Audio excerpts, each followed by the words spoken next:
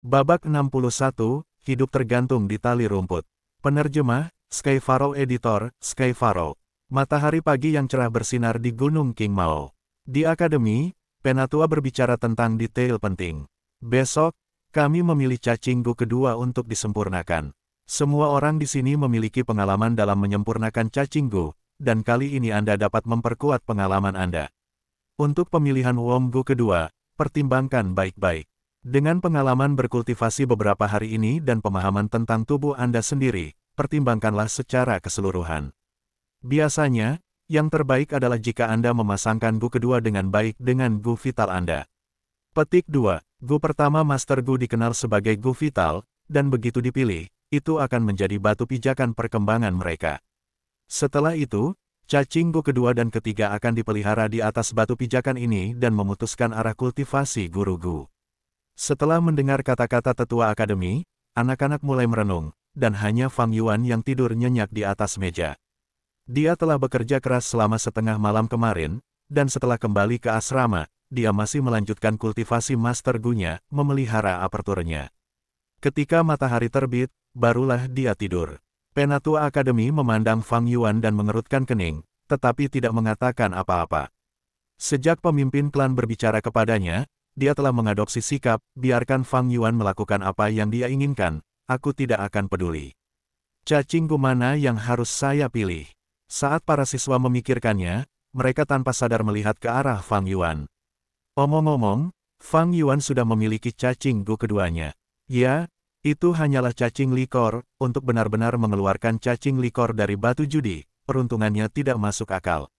Jika saya memiliki cacing likor, saya akan maju ke tahap tengah dulu juga ya. Pikiran siswa bervariasi, memiliki pengagum dan orang-orang cemburu di antara mereka. Sejak hari itu setelah interogasi, cacing minuman keras Fang Yuan berhasil diungkap. Asal-usul cacing minuman keras tidak menimbulkan kecurigaan.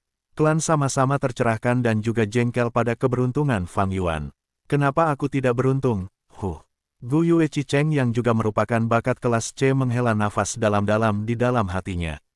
Beberapa waktu yang lalu, kakeknya bertanya-tanya dan mencoba membelikan cacing likor untuknya.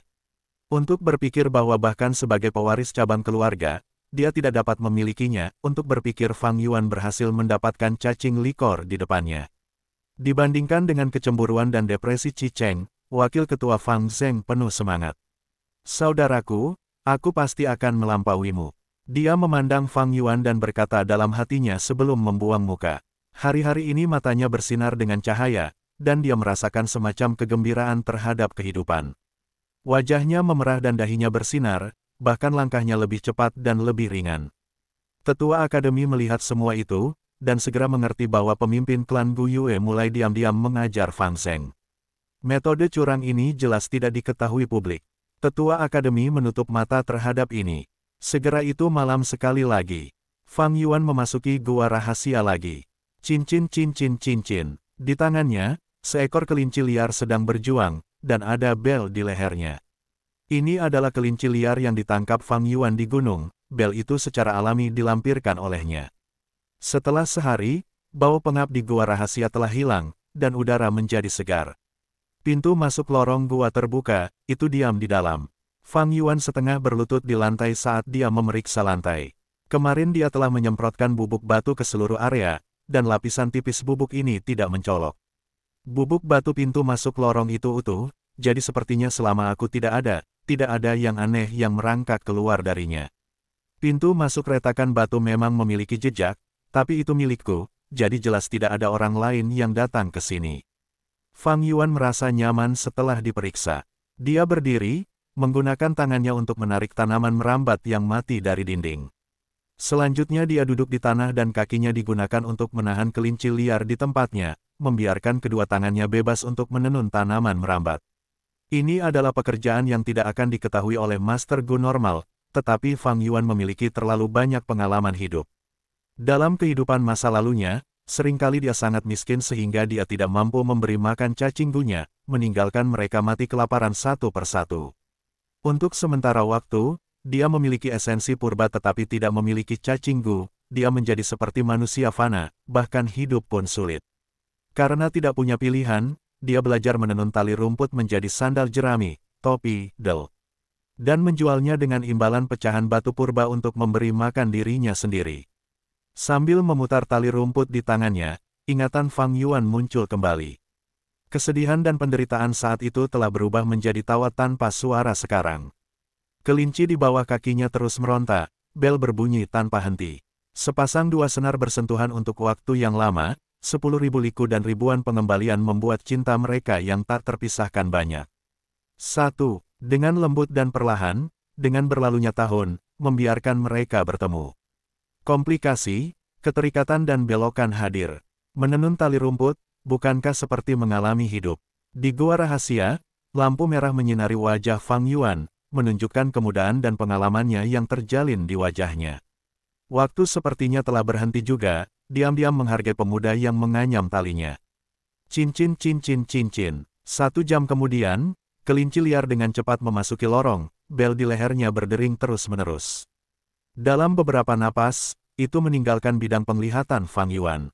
Fang Yuan memegang tali rumput improvisasi yang dia tenun sementara, dan di salah satu ujungnya diikatkan ke kaki belakang kelinci, menyeretnya ke dalam terowongan.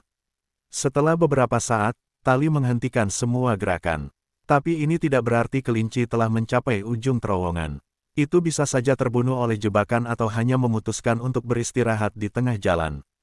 Fang Yuan mulai menarik tali, mengambilnya.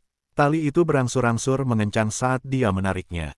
Di ujung lain, sebuah kekuatan tiba-tiba menarik kembali saat tali mulai bergerak menuju gua lagi. Rupanya kelinci di sisi lain telah merasakan gaya tarikan dan dalam kebingungannya, mulai bergerak lebih dalam ke dalam gua. Setelah banyak upaya, kelinci akhirnya mencapai ujung jalan, dan tidak peduli bagaimana Fang Yuan menarik talinya, itu hanya mengencang dan rileks. Mungkin kelinci itu telah mencapai ujung terowongan, atau mungkin ia telah jatuh ke dalam jebakan dan tersangkut. Itu sederhana untuk menguji dan menemukan jawabannya. Fang Yuan mulai mengambil tali itu. Kekuatannya melampaui kelinci sejauh 1 mil, dan akhirnya dia menyeret kelinci keluar dengan paksa. Kelinci berjuang di ujung yang lain, tetapi tali itu terbuat dari bahan yang diperoleh dari gu bunga karung anggur dan gu rumput kantong nasi. Meskipun telah mati selama bertahun-tahun, ia tetap kokoh tidak seperti rumput biasa. Kelinci liar sekali lagi berada di tangan Fang Yuan sambil melompat-lompat. Fang Yuan memeriksa kelinci liar itu dan melihat bahwa kelinci itu tidak terluka, lalu dia akhirnya bernafas lega. Untuk saat ini, sepertinya segmen lorong ini aman. Dengan hasil ini, kelinci kehilangan nilainya dan Fang Yuan langsung membunuhnya, melemparkan mayatnya ke tanah. Dia tidak bisa membiarkan kelinci pergi, karena hewan juga memiliki ingatan. Jika itu kembali lagi, dan seperti cacing likor, menarik orang luar, itu akan sangat buruk. Dia menarik napas dalam-dalam. Setelah beberapa kali mencoba dan menyelidiki, dia akhirnya melangkah ke lorong dengan hati-hati. Bahkan dengan penjelajahan kelinci liar, ada banyak jebakan dan mekanisme yang secara khusus hanya menargetkan manusia. Hewan kecil seperti kelinci liar tidak akan bisa memicunya. Jadi, Fang Yuan masih harus berhati-hati. Terowongan itu lurus, miring secara diagonal ke bawah. Semakin dalam, semakin lebar dan tinggi lorong itu. Fang Yuan harus menundukkan kepalanya saat masuk pada awalnya, tetapi setelah lebih dari 50 langkah, dia mampu mengambil langkah besar dengan punggung tegak, dan setelah 100 langkah, dia bisa berjalan sambil mengangkat lengan atasnya dan mengacungkannya ke kiri dan baik. Terowongan itu tidak terlalu panjang, hanya sekitar 300 meter. Tapi Fang Yuan menghabiskan sekitar 2 jam menjelajah sebelum akhirnya mencapai ujung jalan. Dalam perjalanan, dia waspada dan menjelajah selangkah demi selangkah. Di ujung jalan, dia sudah berkeringat deras. Ini sangat merepotkan tanpa mendeteksi cacing gu. Fang Yuan menyeka keringat di dahinya dan setelah memastikan keselamatannya, menjadi tenang dan memeriksa area tersebut. Kali ini sekilas, dia tercengang. Di ujung terowongan, ada batu besar. Permukaan batu itu halus dan menonjol ke arah Fang Yuan, menyerupai perut Jiafu. Batu ini sendiri menghentikan perkembangan Fang Yuan. Selain batu besar ini, tidak ada apapun di sekitar Fang Yuan. Apakah karena kecelakaan jalur terowongan diblokir, menyebabkan ini? Fang Yuan menyipitkan mata saat memikirkan kemungkinan. Sebelum biksu bunga anggur meninggal, dia sangat ingin mengatur warisan. Dia menggunakan Tousan Li Airtoff Spider dan menciptakan jalur terowongan. Jalan itu menuju jauh di dalam pegunungan dan untuk membimbing pewaris masuk. Setelah ratusan tahun, lorong itu tidak mampu menahan korosi waktu dan pada satu titik, salah satu area runtuh karena kurangnya perawatan. Segala macam kecelakaan sering terjadi dalam hidup. Jika ini masalahnya, bukankah aku akan terjebak pada titik ini? Dia maju dan menyentuh batu itu. Batu ini menghentikan perkembangannya, ukurannya seperti pintu, orang hanya bisa membayangkan ketebalan keseluruhannya. Fang Yuan bisa menggunakan Moonlight Gu untuk mengukir di dinding batu, tetapi jika dia ingin menggiling batu besar ini, itu akan memakan waktu setidaknya 1 atau 2 tahun. Sepertinya aku terpaksa menggunakan alat, aku harus menggunakan sekop dan beliung untuk memecahkan batu. Kecuali jika saya melakukan ini, saya mungkin mengungkapkan beberapa jejak. Suara konstruksi mungkin juga keluar. Memikirkan hal ini, Fang Yuan mengerutkan kening dalam-dalam. Dia menimbang pro dan kontra. Jika risikonya terlalu besar, dia lebih suka menyerahkan warisan kekuatan ini. Lagi pula, jika orang lain mengetahui rahasia ini, semua rencana dan tindakan yang dilakukan Fang Yuan akan sia-sia, dan hidupnya bahkan akan dalam bahaya. 1 tampaknya menjadi baris dari sebuah puisi. Babak 62, memilih Gu lagi di ruang penyimpanan Gu. Penerjemah, Skyfaro Editor, Skyfaro. Matahari terbit, menandakan datangnya hari lain. Para siswa berbaris dengan benar, wajah memerah karena kegembiraan saat mereka berdiri di depan ruang penyimpanan Gu Academy. Hari ini adalah hari di mana mereka akan memilih Gu kedua mereka. Sebagai yang pertama maju ke tahap tengah, Fang Yuan memiliki prioritas dalam memilih, sehingga ia berdiri di depan antrian. Di belakangnya ada Gu Yue Mo Chen, Gu Yue Fang Zheng dan Gu Yue Chi Cheng. Berderak, pintu ruang penyimpanan Gu dibuka oleh para penjaga, dan Fang Yuan adalah yang pertama menginjakkan kaki ke dalamnya. Kamar Gu tidak besar, tetapi merupakan pemandangan yang indah untuk dilihat. Dinding di sekitarnya memiliki lubang persegi, beberapa besar tetapi yang lain kecil, menampung segala macam wadah di dalamnya. Ada pot batu giok, kandang yang terbuat dari rumput yang dianyam, dan beberapa barang porselen. Semua jenis cacing Gu, semuanya peringkat 1, disimpan dalam wadah ini. Akademi mungkin menghabiskan lebih dari 1000 batu purba setiap hari hanya untuk memberi makan cacing Gu ini. Fang Yuan melirik dan menemukan bahwa di banyak wadah, mereka sudah kosong, tidak ada cacing Gu di dalamnya. Cacing Gu di ruang penyimpanan diisi ulang setahun sekali. Sebelumnya ketika mereka memilih Gu vital mereka, sebagian besar anak muda memilih Moonlight Gu, sehingga ruang penyimpanan tidak memiliki Moonlight Gu yang tersisa saat ini. Ruang penyimpanan tidak memiliki jendela, hanya ada skylight kecil di atap. Sinar matahari bersinar dari langit-langit dan membentuk gambar emas persegi panjang di tanah. Pertama kali ketika dia memasuki ruang Gu, Fang Yuan sudah memiliki tujuan dan segera memilih Moonlight Gu. Tapi sekarang, dia memiliki beberapa kemungkinan target dalam pikirannya. Namun target ini juga tergantung pada apakah ada stok di ruang penyimpanan. Fang Yuan bergerak di sepanjang dinding kiri dan berjalan masuk perlahan sambil memeriksa katalog. 5 langkah kemudian, dia berhenti. Bingkai kotak persegi di dekat bahunya memiliki mangkuk perunggu di dalamnya, dan di dalamnya ada cacing Gu. Cacing Gu ini seperti kutu busuk, pipih dan lebar dengan kepala kecil, memiliki tubuh oval. Itu berwarna kuning oranye di seluruh, dan memancarkan cahaya seperti perunggu yang samar. Ini adalah Gu kulit perunggu, pilihan untuk sebagian besar master Gu pertempuran jarak dekat. Instruktur seni bela diri akademi mengangkat Gu seperti itu, dan sekali diaktifkan, menyebabkan tubuh bersinar kuning, sangat meningkatkan pertahanan. Pengetahuan Fang Yuan sangat dalam dan luas, jadi tentu saja dia tidak memiliki keinginan untuk Gu ini. Dia terus maju dan melihat Gu kulit batu. Gu kulit batu dan Gu kulit perunggu mirip dalam penampilan, tetapi tubuh Gu kulit batu berwarna abu-abu, seperti karya seni yang terbuat dari batu. Setelah 6 Gu kulit batu, ada Gu kulit besi. Iron Skin Gu dan Bronze Skin Gu secara lahiriah serupa tetapi hanya dengan perbedaan kecil. Itu diam-diam tinggal di mangkuk besi, tidak bergerak. Itu memancarkan cahaya seperti besi hitam di sekitar tubuhnya. Karena manusia memiliki klan, begitu juga Gu. 3 Gu yang dilihat Fang Yuan secara bersamaan semuanya dari seri yang sama.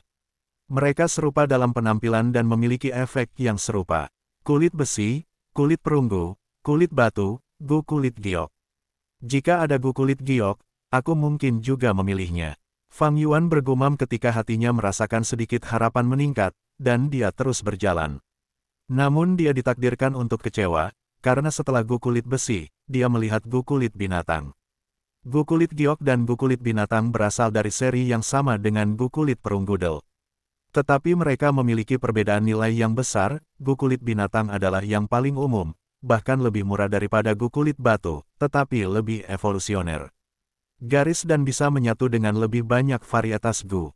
Gu kulit giok adalah Gu paling langka di seri ini.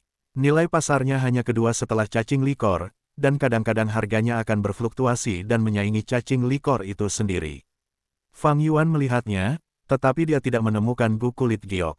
Dia tidak kecewa, tetapi tertawa lega. Desa Gu Yue hanyalah klan menengah, ruang penyimpanan Akademi Gu hanya berkualitas tingkat menengah. Untuk memiliki Gu kulit giok, itu agak mustahil. Sisi kiri dinding sudah diperiksa, jadi Fang Yuan bertukar ke dinding lain dan terus berjalan. Di dinding ini, sebagian besar ada Gu kumbang Longhorn. Mirip dengan seri skin Gu, Longhorn Beetle Gu adalah klan besar di antara cacing Gu peringkat 1. Penampilan luar mereka serupa, mereka memiliki sosok silinder panjang dan melingkar, area belakang memiliki banyak garis. Sebagian besar tubuhnya berwarna hitam, memberikan kilau metalik.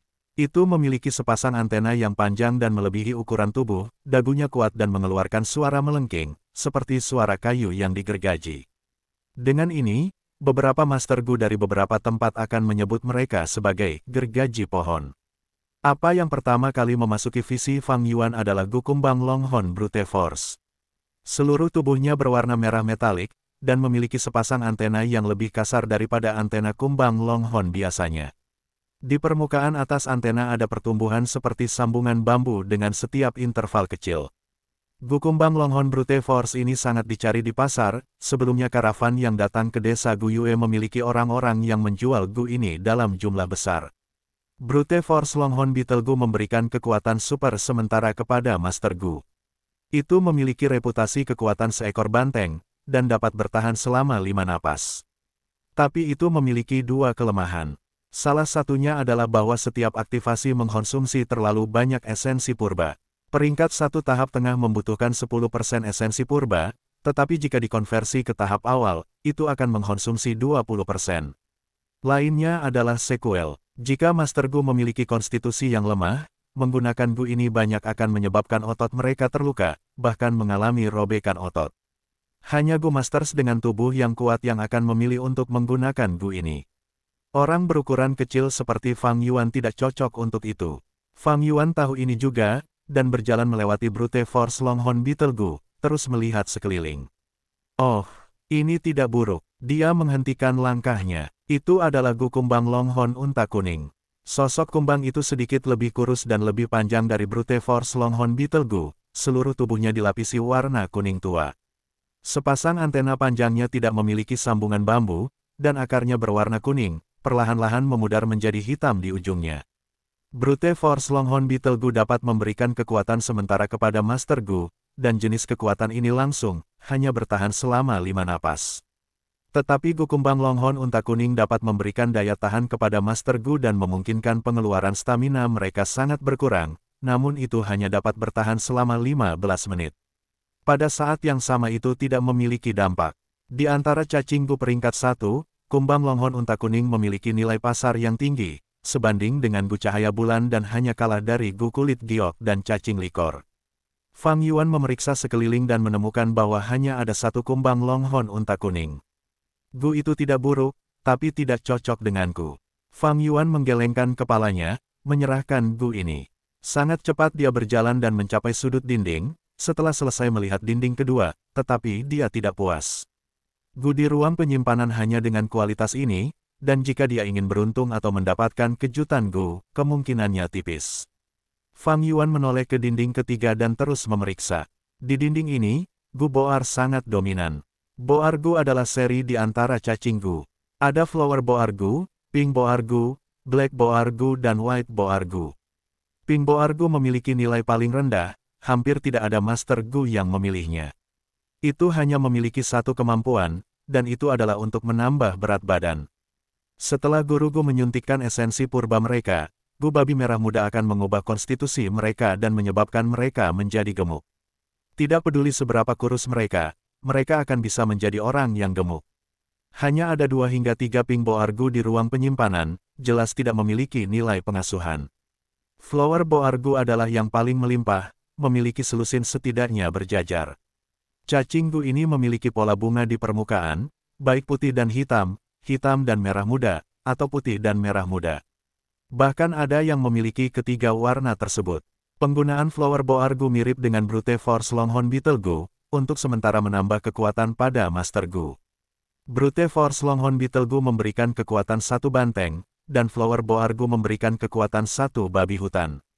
Flower boar gu menghabiskan jumlah esensi purba yang sama dengan brute force longhorn beetle gu tetapi dapat bertahan selama 10 napas, 2 kali dari brute force longhorn beetle gu.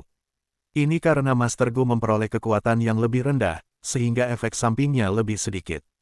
Flower boar gu adalah cacing gu yang paling umum, dan paling banyak dijual di pasar. Harganya setengah dari brute force longhorn beetle gu, benar-benar bernilai uang. Tetapi di antara klan boar gu, hanya 2 gu terakhir yang memiliki nilai lebih besar, bahkan lebih mahal daripada jade skin gu dan cacing likor. Mata Fang Yuan menunjukkan cahaya pemikiran yang mendalam. Gu babi hitam atau gu babi putih bisa dijual seharga 600 batu purba di pasar. Begitu muncul, sering langsung dijual. Kemampuan gu black and white boar adalah untuk mengubah konstitusi tubuh Master Gu dan meningkatkan kekuatan mereka secara permanen. Meskipun kumbang longhorn brute force bisa memberikan kekuatan banteng, itu hanya bisa bertahan 5 napas, menggunakan terlalu banyak energi untuk mempertahankan dan memiliki efek samping yang kuat. Peningkatan kekuatan black and white boar, meskipun sedikit demi sedikit, akan terakumulasi dari waktu ke waktu dan setelah diperoleh, kekuatan akan menjadi milik Gu Master sepenuhnya. Bahkan jika Gu mati, kekuatan ini akan tetap ada di tubuh Gu Master. Inilah alasan mengapa nilai Black and White Boar Gu lebih tinggi daripada likor. Cacing. Publik mengakui bahwa nilai cacing likor harus sedikit lebih rendah daripada Gu babi hitam atau putih. Cacing likor hanya dapat memurnikan esensi purba, dan setelah pertempuran sengit, esensi purba Master Gu mudah habis. Untuk sisa pertempuran, mereka hanya bisa mengandalkan seni bela diri dan kekuatan fisik mereka. Ini adalah saat Gu putih dan hitam menunjukkan nilai mereka lebih dapat diandalkan daripada cacing likor. Jika aku bisa memperbaiki Gu babi hitam atau Gu babi putih, itu bagus. Fang Yuan hanya membayangkan skenarionya, tetapi dengan jenis ruang penyimpanan Gu yang hanya memiliki 1 kumbang longhorn unta kuning, bagaimana bisa ada gu babi putih atau hitam yang sangat langka? Dia berjalan memutar lagi dan melihat semua cacing gu yang ditawarkan ruangan itu. Seperti yang diharapkan, tidak ada yang benar-benar memikatnya. Akhirnya, dia mengambil Little Light Gu di sudut dinding. Ada 5 gu cahaya kecil di ruang penyimpanan.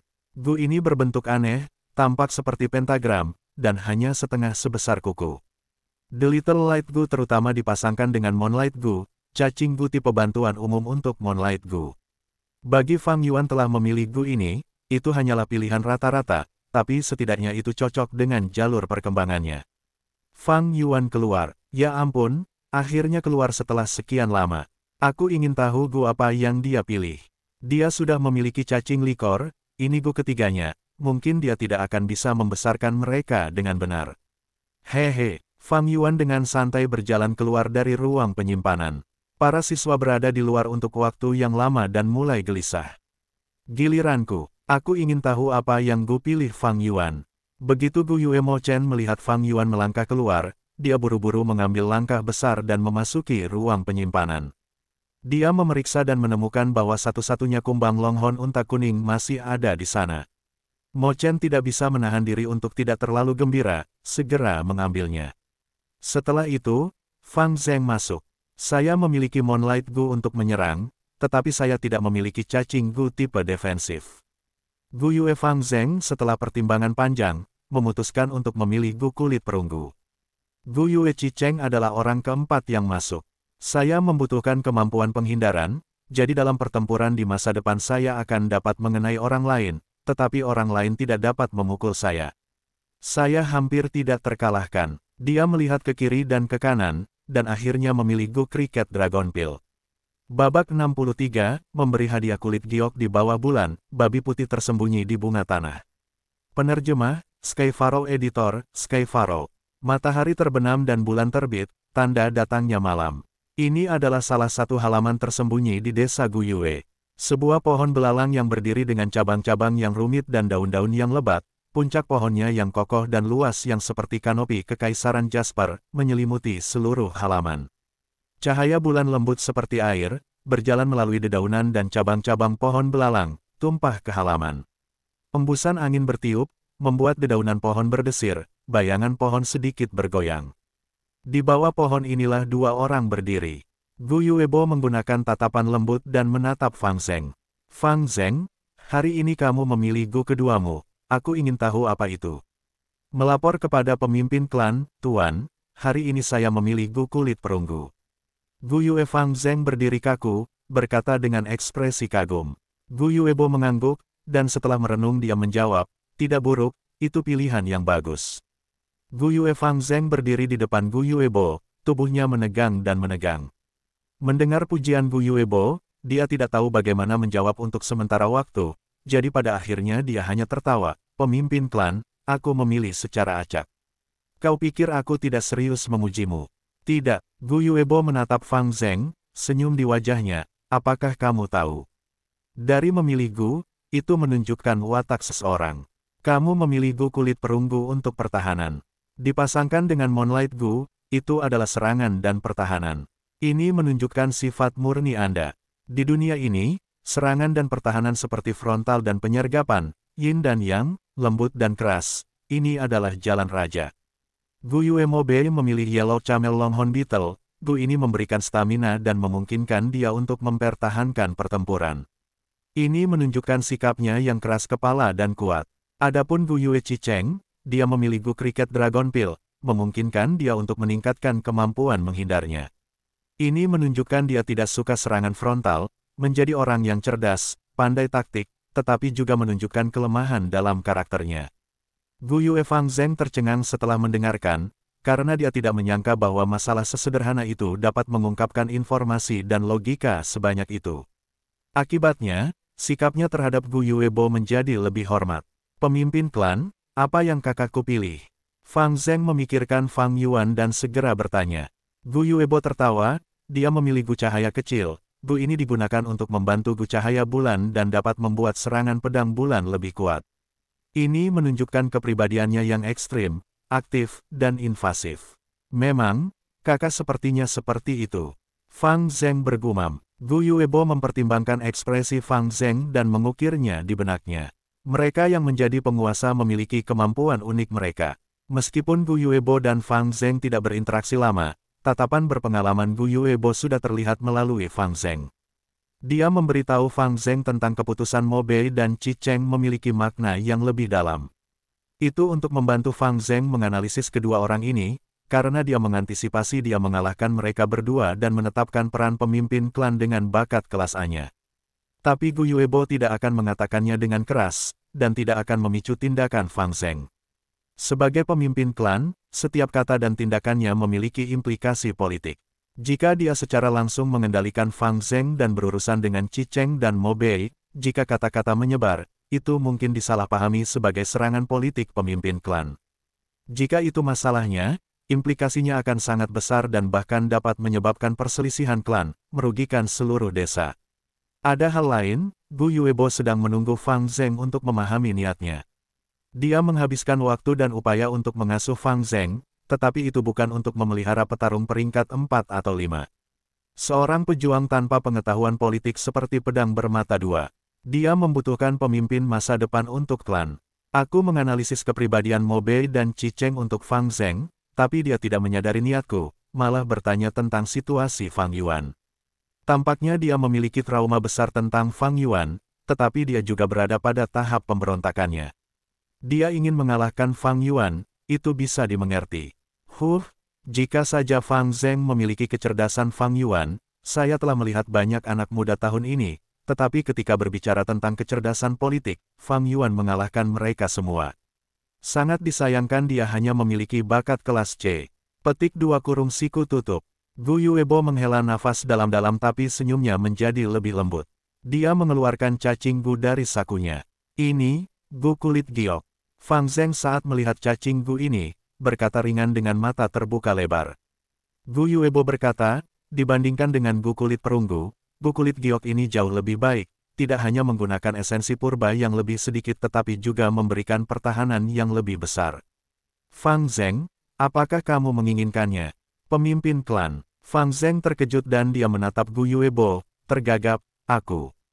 Tentu saja aku menginginkannya, aku bisa memberikannya padamu. Gu Yuebo tertawa lebih ramah, tapi sebagai pemimpin klan, saya harus tidak memihak dan tidak bisa memberikannya kepada Anda tanpa alasan, jadi saya punya syarat. Fang Zheng mengangguk berulang kali, menatap lebar, kondisi apa? Senyum Gu Yuebo menghilang, menunjukkan ekspresi tegas. Saya ingin Anda menjadi yang pertama menembus peringkat 1 ke peringkat 2, menjadi tempat pertama dalam hal kultivasi. Dan jade skin Gu ini adalah hadiah kemajuanmu. Ah, naik ke peringkat 2. Gu Yue Fang Zheng ragu-ragu sejenak. Dia baru saja menjadi peringkat 1 tahap tengah, setelah tahap tengah adalah tahap atas, dan setelah itu masih ada tahap puncak. Tapi sekarang Gu Yuebo ingin dia menjadi orang pertama yang naik ke peringkat 2. Ada apa? Apa kamu takut? Maka saya hanya bisa memberikan Gu ini kepada orang lain. Gu Yuebo berpura-pura menyimpan jade skin Gu.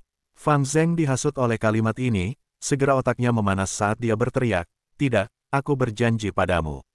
Saya akan mengalahkan semua orang dan menjadi pembudidaya peringkat 2 pertama. Petik 2, itu caranya. Gu Yuebo menunjukkan senyum lembutnya lagi, menempatkan Gu kulit giok di tangan Fang Zheng. Dia berpikir dalam hatinya, Fang Zheng, aku tahu kamu merasa rendah diri, tetapi rasa rendah diri ini terlalu berbahaya bagi pertumbuhanmu. Cara terbaik untuk menghilangkan rasa rendah diri Anda adalah kesuksesan. Anda memiliki bakat kelas A, jadi naik ke peringkat 2 pertama adalah keuntungan terbesar Anda, dan juga kesuksesan termudah yang bisa Anda capai. Kamu harus berhasil, karena jika kamu gagal bahkan ini, aku akan sangat kecewa. Pada saat yang sama, Fang Yuan melangkah ke gua rahasia di balik celah batu lagi, masuk ke ujung terowongan.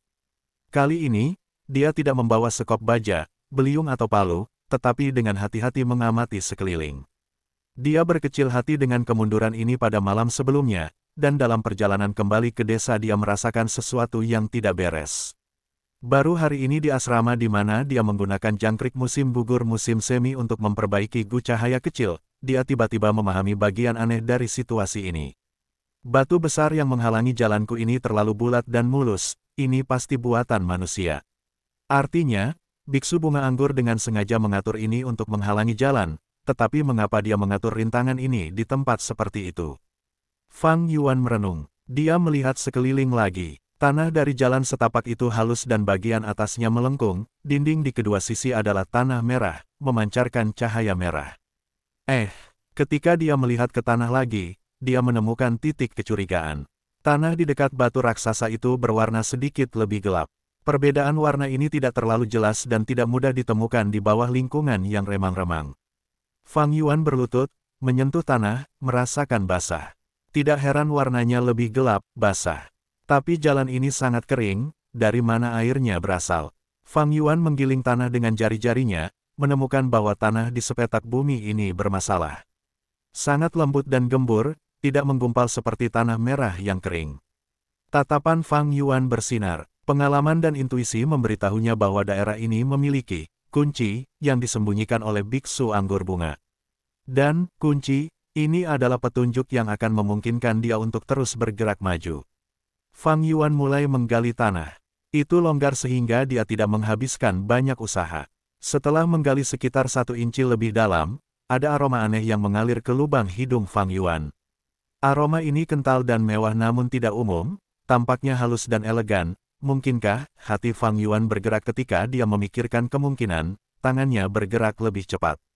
Saat menggali, area di bawah tanah tiba-tiba memancarkan cahaya emas gelap samar. Itu benar-benar yang aku pikirkan. Mata Fang Yuan bersinar, gerakan tangannya menjadi lebih halus, dengan hati-hati menggali tanah di sekitarnya, memperluas lubang ini. Setelah beberapa saat, kuncup bunga berwarna emas gelap yang terkubur di bawah tanah muncul di depannya. Itu 2 inci di dalam tanah, seukuran penggilingan batu, permukaan kuncupnya halus dan dengan warna emas gelap, itu tampak misterius dan elegan.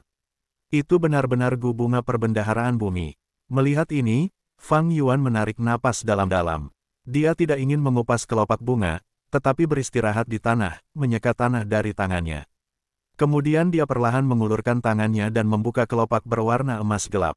Gu bunga perbendaharaan bumi seperti kombinasi teratai dan kangkung. Kelopaknya dirajut erat dengan banyak potongan tebal, licin saat dirasakan. Saat Fang Yuan membuka kelopaknya satu persatu, itu seperti mengungkapkan lapisan sutra yang tebal. Setelah meninggalkan tubuh utama, kelopak besar berwarna emas gelap akan menyebar dengan cepat. Itu seperti kepingan salju yang meleleh ke udara. Setelah menemukan sekitar 50 hingga 60 keping kelopak, kuncupnya telah menyusut menjadi dua, memperlihatkan inti bunga. Kelopak inti lebih kecil dan lebih tipis, teksturnya menjadi lebih halus dan halus. Itu tidak lagi seperti sutra, tetapi lebih seperti kertas tipis. Gerakan Fang Yuan menjadi lebih lembut dan lebih lambat, hanya membuka sepotong kelopak dalam beberapa napas. Kelopak menjadi semakin transparan, dan setelah beberapa saat, ketika Fang Yuan telah membuka potongan-potongan kelopak seperti kertas tipis, dia menghentikan gerakannya. Gu bunga perbendaharaan bumi saat ini hanya memiliki lapisan kelopak terakhir yang tersisa. Kelopak ini saling tumpang tindih, membentuk bola seukuran kepalan tangan. Kelopaknya tembus pandang, setipis kertas. Di dalam kelopak ini terdapat cairan emas dan di tengah cairan ini, cacing gu sedang tidur di dalamnya. Fang Yuan melihat dengan seksama, tetapi dia hanya bisa melihat bayangan kabur dari cacing gu, dan dia tidak bisa membedakan gu yang mana. Dia dekat dengannya, dan napasnya terhembus pada inti bunga. Inti bunga bulat mulai bergetar, cairan emas juga bergerak lembut di dalam kelopak. Cacing gu akan mati tanpa makanan, dan hanya beberapa cacing gu yang bisa menyegel dirinya sendiri. Untuk melindungi dan melestarikan cacing gu, Master Gu telah memikirkan banyak metode. Gu bunga perbendaharaan bumi adalah salah satunya. Itu adalah tipe gu sekali pakai, dan setelah ditanamkan di tanah, itu tidak bisa dipindahkan. Makanannya sederhana, yaitu energi bumi. Selama ditanam di tanah, itu akan mampu bertahan dengan energi bumi yang cukup. Itu hanya memiliki satu kegunaan, dan itu mengandung gu di dalam hati bunga dan merendam gu dalam cairan emas. Nektar emas ini sampai batas tertentu, meniru keadaan penyegelan dan membiarkan cacing gu jatuh ke hibernasi. Biksu bunga anggur menanam gu bunga perbendaharaan bumi ini, jadi gu di dalam harus untuk pewaris. Fang Yuan mengulurkan jari dan mengupas kelopak yang tersisa dengan hati-hati, memperlihatkan celah. Cairan keemasan mengalir di sepanjang jarinya, terasa seperti minyak kedelai. Inti bunga mulai melunak dengan hilangnya cairan emas. Fang Yuan menggerakkan jarinya dan kelopaknya terbelah, memungkinkan dia untuk mengambil cacing gu yang tertidur. Itu adalah kumbang kecil yang lucu. Hanya sebesar kuku ibu jari. Tubuhnya berwarna putih susu, dan jika dilihat dari belakang, bentuknya seperti lingkaran. Kepalanya hanya menempati area kecil, sedangkan bagian tubuh lainnya adalah perutnya yang besar dan gemuk dan kerangka luarnya yang mengkilap. 6 kaki kecilnya juga berwarna krem, tersembunyi di bawah perutnya. Gu babi putih. Fang Yuan menunjukkan ekspresi kegembiraan di wajahnya. Bab 64, mudah dilakukan secara diam-diam, sulit dilakukan secara terbuka. Penerjemah, Sky Pharaoh Editor, Sky Pharaoh. Suhu beberapa hari ini semakin tinggi. Matahari bersinar terik di sore hari, menggantung tepat di atas kepala semua orang. Karavan pergi dan bisnis penginapan jatuh lagi. Fang Yuan melangkah ke kafetaria, segera menarik perhatian asisten toko. Wajah yang familiar bergegas mendekat dan memberinya senyum menyanjung. "Oh, Tuan muda, kamu di sini. Silahkan duduk. Beri aku sebotol anggur dan potong 600 gram daging sapi, dan sajikan beberapa lauk pauk." Fang Yuan berjalan melewati kafetaria dan mendekati kursi dekat jendela tempat dia selalu duduk. Asisten toko menunjukkan ekspresi yang sulit. "Tuan muda, maafkan saya, tetapi terakhir kali karavan datang, pemilik penginapan menjual semua anggur bambu hijau. Kami tidak memiliki anggur ini lagi di sini." Petik 2. Fang Yuan mengangguk, tidak merasa terkejut. "Kalau begitu beri saya sebotol anggur beras dan beritahu pemilik penginapan, buat lebih banyak anggur bambu hijau tahun ini, saya memesan di muka 100 toples. Adapun berapa banyak uang muka, Anda dapat menghitung terlebih dahulu dan melaporkan kepada saya." Petik 2. Sekarang setelah cacing likor terungkap dan tidak menimbulkan kecurigaan, Fang Yuan tidak perlu menahan diri untuk membeli anggur lagi. Baiklah, aku pasti akan menyampaikan kata-katamu. Harap tenang Tuan Muda, asisten toko menepuk dadanya, terdengar percaya diri. Tak lama kemudian, hidangan disajikan. Fang Yuan minum dan makan sambil menatap keluar jendela. Dalam cuaca yang begitu panas, terutama pada waktu makan, hanya ada sedikit orang di jalanan. Sinar matahari menyinari tanah dan rumah-rumah bambu berwarna hijau. Beberapa petani manusia bertelanjang kaki yang membawa semen, sekop baja atau tiang bahu berjalan di depan. Mereka baru saja menyelesaikan pekerjaan pertanian mereka, dan sedang menuju rumah. Dua anak memegang kerangka bambu mainan kincir angin mereka dan berlarian. Yang di belakang mengejar sambil menangis dan berteriak, tampaknya anak laki-laki di depan telah mencuri mainan kincir anginnya. Pada saat ini, dua Master Gu muda yang mengenakan sabuk hijau berjalan tergesa-gesa di jalan. Tersesat, jangan menghalangi jalan. Seorang guru Gu mendorong petani di depannya. Para petani dengan panik mengalah. Kedua tuan muda Gu berjalan dengan arogan. Fang Yuan melihat dengan tatapan terganggu di matanya, karena sebagian pikirannya sudah terfokus pada aperturnya.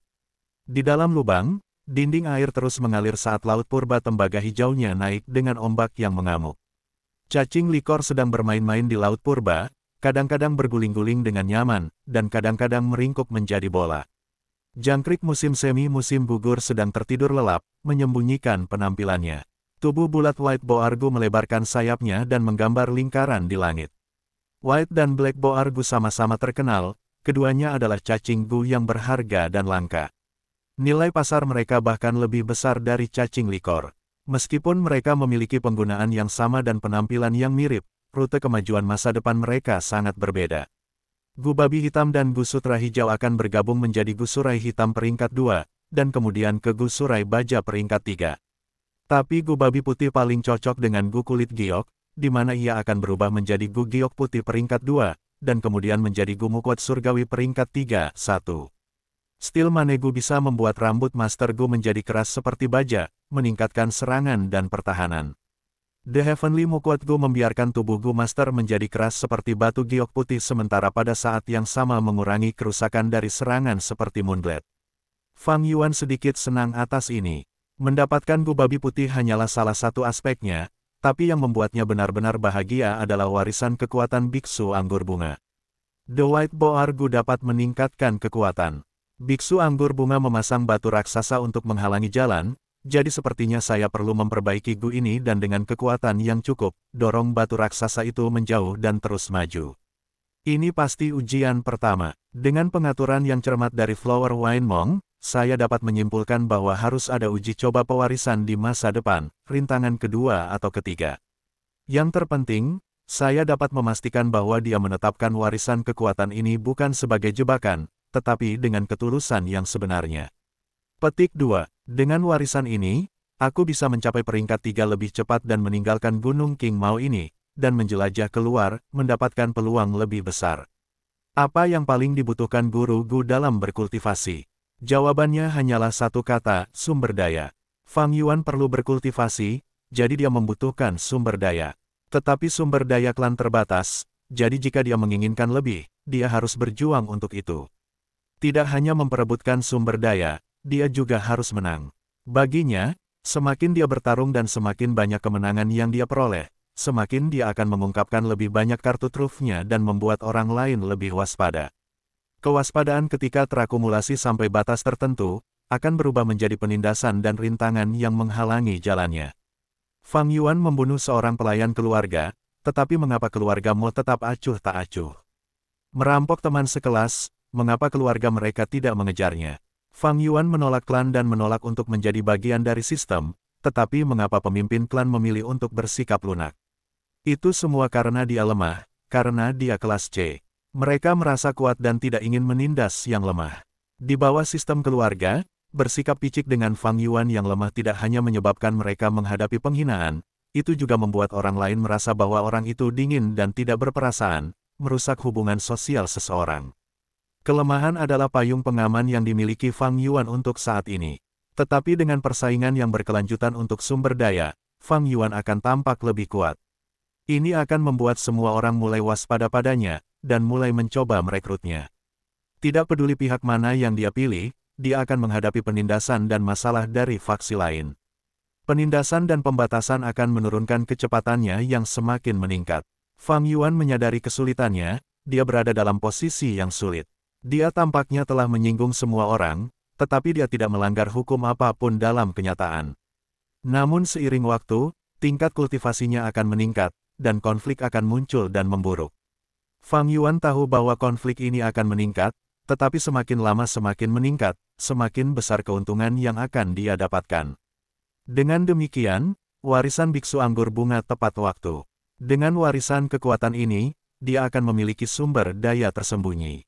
Dengan menggunakan ini, dia bisa bebas dari kendali sistem dan berjalan di jalannya sendiri, berkultivasi dengan kecepatannya sendiri dan diam-diam mengumpulkan kekuatan. Begitu dia diadopsi ke dalam sistem, dia harus berpihak pada faksi. Bahkan jika dia tidak ingin bersaing, dia pasti akan terseret ke dalam perselisihan politik. Di dalam sistem, salah satunya adalah pion. Pertama-tama Anda harus menjadi pion yang tepat bagi orang lain untuk menggunakan Anda dengan sukarela. Setelah mereka mempercayai dan menggunakan Anda memiliki kesempatan untuk naik ke atas, dan bahkan selama proses itu, Anda harus berhati-hati agar tidak menjadi pion yang dibuang. Fang Yuan jelas dari prosedur ini, dia tahu itu terlalu baik. Bahkan dengan pengetahuannya yang luas, tidak ada yang bisa dia lakukan untuk situasi ini.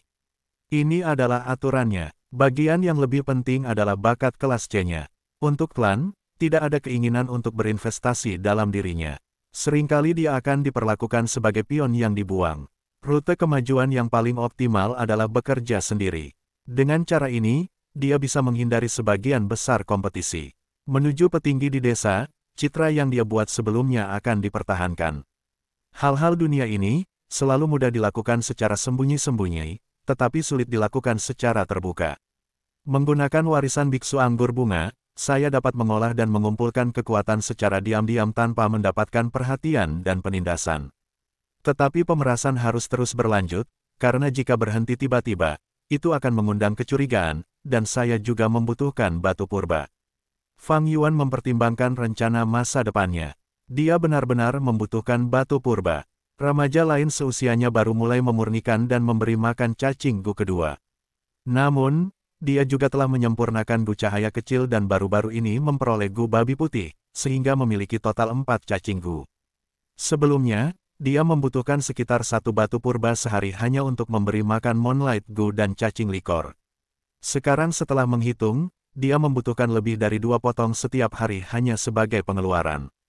Jika termasuk kebutuhan budidaya dan pengeluaran hidupnya, dia perlu menggunakan sekitar 5 batu purba sehari. 5 batu purba sudah cukup untuk memberi makan keluarga yang terdiri dari 3 manusia selama 5 bulan.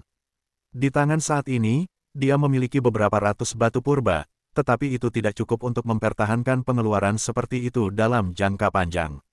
Lebih penting lagi, semakin jauh dia, semakin besar pengeluarannya. Terutama setelah naik ke peringkat 2, setiap kali dia mencoba menggabungkan cacing gu, itu akan menghabiskan banyak biaya. Memikirkan hal ini, Fang Yuan merasa bermasalah. Masalah batu purba adalah masalah, dan dengan hanya mengandalkan pemerasan dan sumber daya yang ada, dia hanya bisa menunda masalah ini meletus. Selain itu, dia memiliki masalah lain, dan itu adalah memberi makan white boar gu. Makanan white boar gu adalah daging babi. Babi hutan, jelas disebut babi. Makanan seri boar gu, semuanya daging babi. Black and white boar gu memiliki selera makan yang besar. Setiap 5 hari mereka perlu makan sekitar 1 daging babi dewasa. Daging babi di dunia ini tidak murah, dan manusia hanya mampu menyembelih 1 babi selama perayaan tahun baru, dan menikmatinya sendiri. Tanpa teknik budidaya skala besar di bumi, harga daging babi dan sapi bukanlah sesuatu yang bisa sering dimakan manusia. Pada saat yang sama topografi Gunung Qingmao terjal, area tempat tinggal sempit, berapa banyak ruang yang bisa dialokasikan hanya untuk memelihara ternak. Anda makan apa yang bisa Anda dapatkan di tempat tinggal Anda. Penduduk desa kadang-kadang bisa makan babi karena para pemburu berburu babi hutan di pegunungan.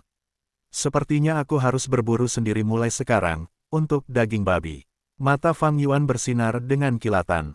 Mengandalkan desa untuk membeli daging babi, Pertama adalah pengeluaran batu purba, kedua adalah itu akan menarik perhatian. Bahkan jika Anda suka makan daging babi, bagaimana seseorang bisa makan begitu banyak dalam waktu sesingkat itu? Jika dia berburu sendiri, itu tidak hanya akan menyelesaikan masalah ini, tetapi juga mengurangi tekanan keuangannya saat ini. Asisten toko, tagihan. Memikirkan hal ini, Fang Yuan tidak ragu lagi, dan setelah membayar tagihan, dia meninggalkan penginapan. Beberapa hari ini akademi sedang istirahat sehingga para siswa dapat memperbaiki cacing gu kedua mereka. Fang Yuan memutuskan bahwa dia bisa menggunakan waktu ini dengan baik. Dia akan meninggalkan desa dan menjelajahi pegunungan, dan kemudian membunuh beberapa babi hutan dan mendapatkan daging babi untuk dirinya sendiri. 1. Mukwat, sejenis tanaman. https://n.wikipedia.org/wiki-artemisia-princeps. Babak 65, cepat tersesat. Penerjemah, Skyfaro Editor, Skyfaro. Hutan gunung tidak terbatas, dan Fang Yuan berjalan dengan sabar. Sinar matahari menembus melalui hutan besar dan tinggi, bersinar dan menciptakan dasar bayangan pohon berbintik-bintik dan terpisah-pisah. Rerumputan hijau di samping kakinya seperti kasur, dan bunga-bunga liar bermekaran dengan warna-warna cerah. Telinganya menangkap suara kicau burung, atau gemericik air yang mengalir. Semakin jauh dia dari desa, berjalan menuju lingkungan luar, semakin berisiko. Jadi Fang Yuan bahkan lebih berhati-hati. Hutan belantara sangat berbahaya, Master Gu harus memiliki setidaknya budidaya peringkat 3 untuk dapat menjelajah alam liar sendirian dan menjelajah.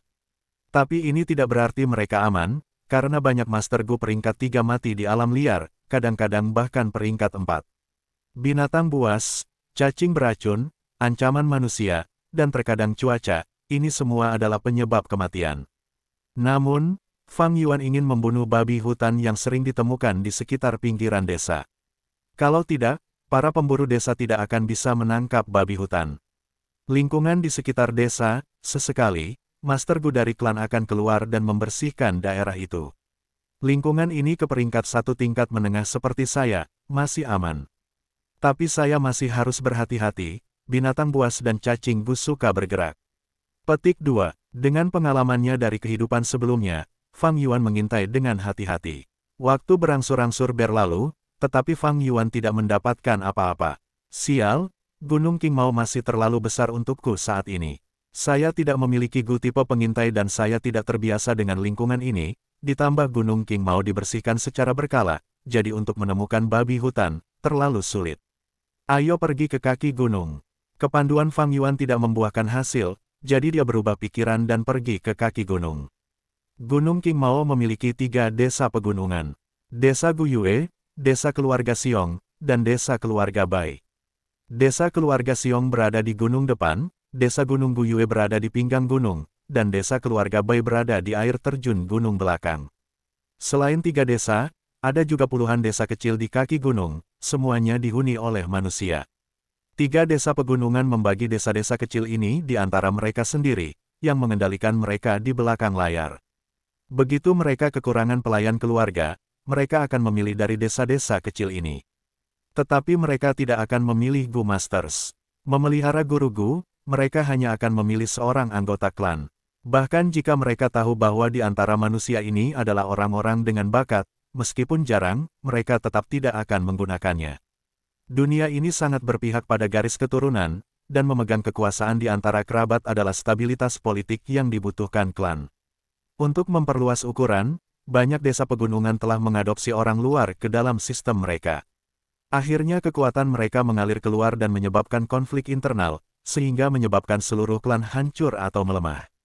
Tidak peduli dunia, kekuatan politik masih didasarkan pada kekuatan militer, ini adalah kebenaran. Dan pasukan adalah Departemen Brute Force, mewakili kekuatan. Dengan mengendalikan kekuatan, seseorang memperoleh status dan otoritas. Tentu saja, aturan klan tidak selalu konstan, mereka juga mengadopsi darah baru. Setiap tahun, akan ada orang luar yang menikah dengan klan, meninggalkan status pelayan mereka, dan anak-anak yang mereka lahirkan akan menjadi Guyue, generasi baru klan. Ini seperti menghubungkan sungai kecil ke mata air.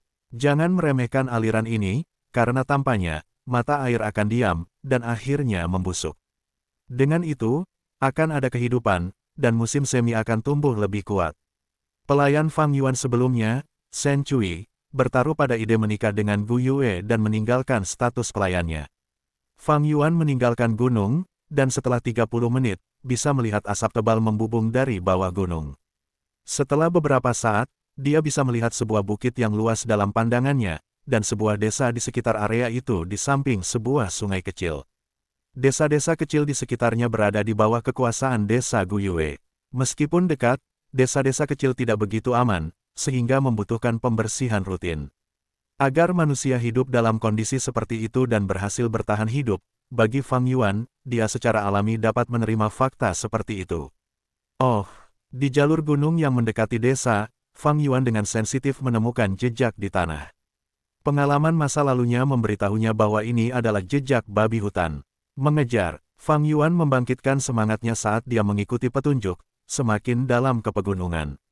Lumut hijau tersebar di batu, pohon juniper kuno dan pohon pagoda tinggi melengkapi hutan besar. Di bawah cahaya matahari yang kuat, hutan pegunungan musim panas bahkan lebih dalam dan tenang.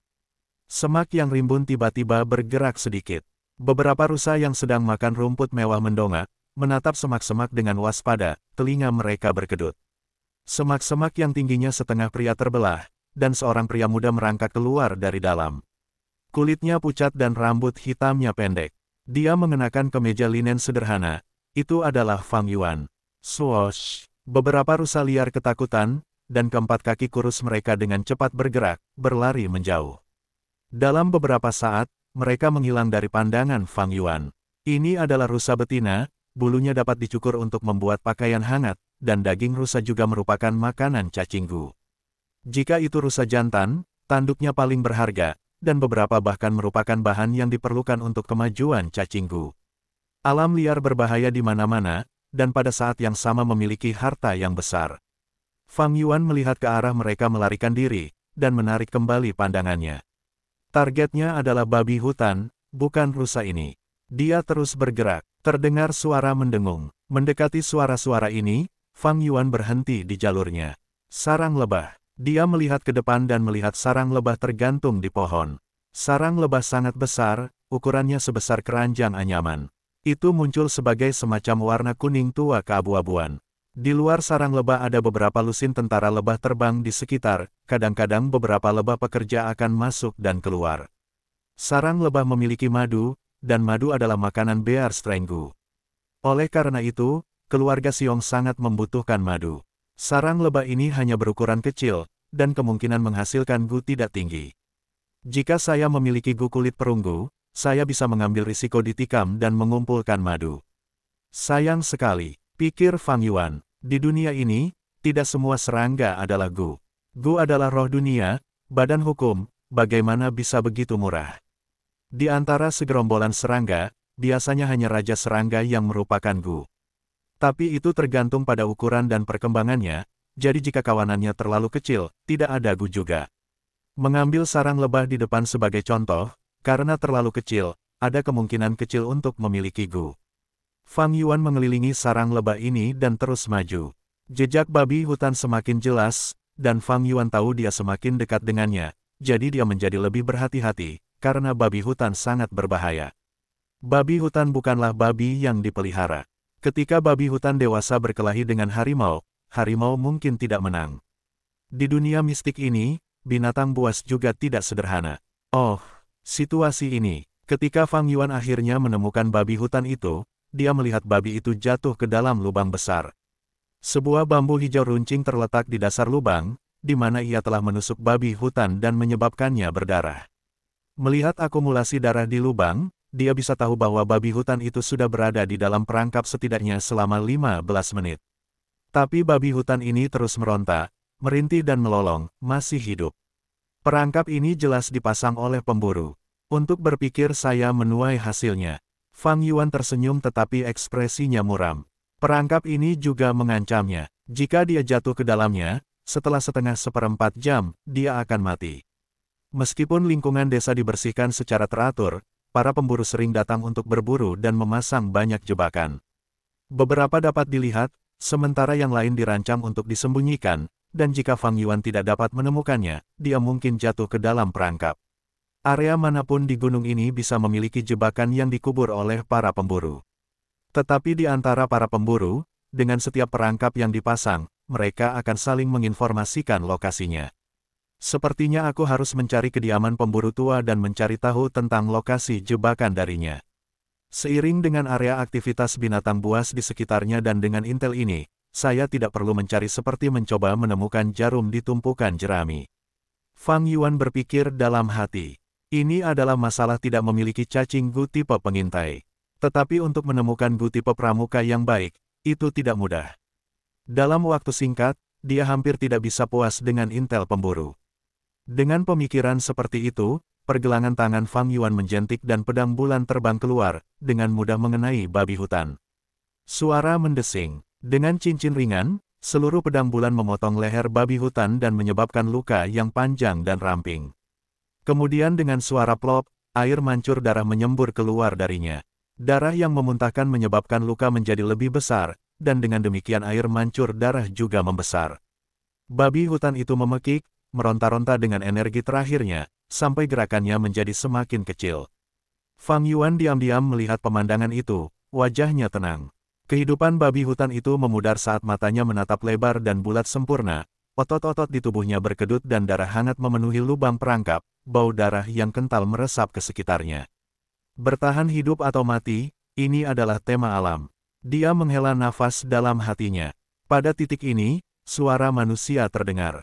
Kakak kedua Wang, di desa kami, tidak ada yang lebih baik darimu dalam berburu. Terutama membunuh babi hutan, Wang tua keluargamu adalah raja berburu di seluruh wilayah, siapa yang tidak tahu nama besarnya. Itu benar, saudara laki-laki kedua Wang mewarisi kemampuan pemburu tua itu. Untuk berburu babi hutan, secara alami sama saja dengan ditangkap. Kakak kedua Wang, mengapa adik perempuan Wang tidak ikut denganmu hari ini? Setelah semua bootlicking, sebuah suara serius dan tegas berkata, Berburu babi hutan, bagaimana itu bisa menunjukkan kemampuan saya yang sebenarnya? Hari ini saya ingin membunuh 3 babi hutan, Anda akan lihat. Ergo dan, berhentilah bernafsu pada adikku, atau aku akan menghajarmu. Ergo dan membalas, pria dan wanita menikah ketika mereka cukup umur, apa salahnya menyukai adik perempuan Wang? Lagi pula, aku bukan satu-satunya, pria mana di desamu yang juga tidak menyukainya. Kakak kedua Wang, menurutku kamu juga sudah 19 tahun, kamu harus menikah dengan seorang istri dan sudah punya anak. Petik 2, suara itu berbicara lagi, aku benar-benar pria biru, bagaimana aku bisa bernafsu dengan godaan sekecil itu? Suatu hari, saya akan meninggalkan Gunung King Mao ini dan menjelajahi dunia dan belajar tentang segala sesuatu di bawah langit, yang benar-benar sesuai dengan status jantan saya. Mengatakan demikian, keempat pemburu muda itu berjalan keluar dari hutan. Pemimpin pemburu bertubuh tinggi, membawa busur dan anak panah, otot-ototnya menonjol dan matanya penuh semangat, menunjukkan aura yang kuat. Ketika dia melihat Fang Yuan, dia mengerutkan kening dan berteriak, Dari desa mana kamu berasal? Beraninya kamu mencoba mengambil keuntungan dariku Wang Er, cepat tersesat. Petik 2, babak 66, kematian seseorang mirip dengan kematian babi. Penerjemah, Sky Pharaoh Editor, Sky Pharaoh. Mendengar kata-kata Wang Er, Fang Yuan segera menyeringai dingin dan dia mengacungkan telapak tangannya di depannya. Swoosh! Dengan suara ringan, sebuah moonblade berwarna biru melesat ke depan. Pada saat yang sama, dia mengerahkan kekuatan ke kakinya dan bergegas menuju 4 pemburu. Tuan Gu, para pemburu tercengang dan berteriak saat melihat Moonblade. Moonblade sudah menembak, dan mereka bergegas untuk menghindar. Plong, seseorang tidak menghindar dengan cukup cepat, dan lengan kanannya terkena Moonblade. Segera tulang dan dagingnya terbelah, seluruh pergelangan tangan dan lengannya terpotong dan jatuh ke tanah. Ahahaha. Dia berbaring di tanah, berteriak ketakutan dan kesakitan. Lengan kirinya seperti cakar elang yang mencengkeram lengan kanannya. Tungkai kanannya memuntahkan darah merah terang tanpa henti, dengan cepat mewarnai lantai menjadi merah. Lepaskan aku, kami tidak menyinggung Anda dengan sengaja. 2 manusia lainnya saat melihat keadaan rekan mereka, menjadi pucat tanpa jejak darah di wajah mereka. Mereka buru-buru merangkak dan berlutut, bersujud kepada Fang Yuan tanpa henti. Sekelompok homo, Apa yang kamu takutkan? Itu hanya seorang murid Gu. Hanya Wang Er yang masih berdiri. Fang Yuan menyerang tanpa peringatan, dan ini membuatnya ketakutan dan marah. Lengannya berada di belakang punggungnya, dan dengan tindakan cepat, dia meraih busur dan anak panah di tangannya. Berhenti, maju lebih jauh dan aku akan menembakmu. Wang Er mundur saat dia menyiapkan panah sambil berteriak. Oh, Fang Yuan menyipitkan matanya. Wang Er ini agak keras kepala. Biasanya ketika manusia melihat Gu Masters, mereka akan meringkuk ketakutan. Namun pria ini mampu tetap tenang, dia harus agak berani. Bangku gereja, Moonblade lain melesat ke arah Wang Er. Bajingan yang tidak menghargai. Wang Er mendengus dan niat membunuh muncul dari hatinya. Dia mengambil langkah samping dan menghindari Moonblade sambil menembakkan panah. Panah itu cepat, dan dengan swoosh, itu mencapai Fang Yuan. Fang Yuan merunduk, kepalanya sedikit menunduk dan menghindari panah saat dia terus bergegas ke depan, dengan cepat mencapai Wang Er. Wang Er dengan berani membuang busur di tangannya dan mengepalkan tinjunya yang seukuran mangkuk, bergegas menuju Fang Yuan. Dia memiliki tubuh yang besar, punggungnya kuat seperti serigala dan pinggangnya seperti lebah, dan dia setidaknya 50 cm lebih tinggi dari Fang Yuan. Sinar matahari bersinar dari belakangnya, dan saat Fang Yuan bergegas ke arahnya, dia bisa melihat bayangan gelap menggantung di wajahnya, matanya memancarkan niat membunuh seperti serigala. Tidak, berhenti dengan cepat. Kedua pemburu melihat bahwa keduanya akan saling bertabrakan, berteriak dengan ketakutan. Mati! Mata Wang Er sangat tajam saat otot-otot di wajahnya berkedut, menunjukkan ekspresinya yang menyeramkan dan gila, seperti serigala jahat yang haus darah. Kedua tinjunya terbang ke arah Fang Yuan. Ledakan, tinjunya cepat dan berat, bahkan memotong angin. Fang Yuan bisa melihat tinju itu semakin besar di matanya, tetapi ekspresinya tidak berubah saat dia mengambil langkah ke samping. Swoosh! Pada saat genting, dia menghindari tinju dan dengan paksa memutar tubuhnya, menjatuhkan tangan kiri Wang Er. Wang Er tertawa sinis saat dia melambaikan tinjunya secara horizontal, tinjunya menyerang lebih dulu, hendak mencapai punggung Fang Yuan. Tetapi pada saat ini, kilatan sinar matahari yang terang memasuki iris matanya. Punggungnya awalnya menghadap matahari, dan sekarang setelah dia berbalik, sinar matahari yang menusuk mata untuk sementara membuat matanya sakit, dan penglihatannya menjadi kosong. Fang Yuan menyeringai saat dia berbalik di udara, menghindari tinju Wang Er, pada saat yang sama melambaikan tangan kanannya. Bangku gereja, Moonblade ketiga terbang di sepanjang lintasan sinar matahari. Indra Wang Er tergelitik saat dia merasakan bahaya yang belum pernah terjadi sebelumnya. Dia memutar kepalanya dan saat berikutnya, Moonblade biru yang menakutkan terbang melewatinya. Hati-hati saudara Wang Er, apakah dia menghindarinya? Keduanya berlutut di tanah lupa memohon pengampunan pada saat ini, menatap lebar. Sinar matahari yang menusuk menyinari wajah mereka. Pada saat ini, waktu terasa melambat. Suara di sekitarnya menghilang, dan dunia menjadi sunyi. Terik matahari sore membuka latar belakang putih, dan pada latar belakang ini, tubuh Wang Er menjadi bayangan hitam. Tubuhnya melayang di udara, tubuh berototnya membentang dalam bentuk bulan sabit seperti busur terbuka, penuh daya tarik maskulin. Kepalanya menunduk saat dia mencoba menghindari Moonblade. Moonblade terbang seperti siput di udara, cahaya birunya yang menakutkan hampir tidak terlihat di bawah sinar matahari. Latar belakang putih, bayangan hitam, dan Moonblade biru, ketiganya membentuk panggung cemerlang untuk sesaat yang penuh dengan kehidupan dan kematian. Pedang bulan terbang, bayangan yang mewakili Wang Er mendarat dengan mulus saat mengalir dengan lintasan. Dia aman dan sehat. Fiuh. Melihat ini, seorang pemburu muda menghela nafas lega. Dia menghindarinya. Pemburu lain bersorak secara internal. Tapi saat ini, sepotong kecil kepala bayangan itu terbang keluar bersama dengan cairan merah, terpisah dari bayangan dan memuntahkan kemana-mana. Moonblade biru secara bertahap menghilang di udara. Bayangan hitam itu seperti busur yang patah, karena energi yang terkumpul di dalamnya menghilang sekaligus. Itu berubah menjadi daun jatuh yang indah tapi sedih, diam-diam mendarat di tanah. Iris kedua pemburu itu menyusut menjadi ukuran pin. Mulut mereka ternganga, membentang hingga batas tubuh mereka. Percikan, cairan merah cerah mendarat di wajah mereka. Keduanya menyentuh wajah mereka. Darah. Mereka tersentak bangun. Dalam persepsi mereka, waktu telah kembali normal, dan kebisingan kembali. Terdengar kicauan burung, Air mengalir dan kawannya berteriak sambil memegangi lengannya yang patah. Kakak kedua Wang, seorang pemburu memanggil, suaranya penuh kengerian. Selama ini, Wang adalah pemimpin mereka. Dia meninggal, pemburu lain berteriak, wajahnya muram sampai batas. Saudara Wang adalah pemburu terkuat kami. Beberapa saat yang lalu dia masih berbicara dengan kami, tetapi untuk berpikir saat berikutnya dia sudah mati. Petik 2. Dia seharusnya tidak membuat marah Guru Gu, kita manusia bukan tandingan Guru Gu. Kedua pemburu itu ketakutan dan kaget, seketika mereka seperti patung yang berlutut di tanah. Fang Yuan bangkit dari tanah. Sebelumnya, untuk menghindari tinju Wang dia memutar tubuhnya di udara dan kehilangan keseimbangan. Setelah menembakkan Moonblade, dia jatuh ke tanah. Tapi musim gugur ini tidak sia-sia, karena tinju Wang akan menyebabkan dia muntah darah di tempat. Bagaimanapun, Fang Yuan tidak memiliki Gu defensif, dan tubuhnya baru berusia 15 tahun. Sekarang, dia berdiri, selain bahunya sakit, dia praktis tidak mengalami cedera. Wang ini sangat kuat, jauh lebih kuat dari pelayan keluarga Mo, Gao Wan. Jika ada siswa lain yang bertemu dengannya, mereka pasti akan kalah. Bahkan Gu Master tingkat 1 tingkat atas akan kalah darinya karena kecerobohan. Fang Yuan menatap mayat Wang dalam-dalam. Gu Masters masih diancam oleh seniman bela diri Fana Genius ketika mereka berada di peringkat 1 tahap. Wang ini benar-benar terampil.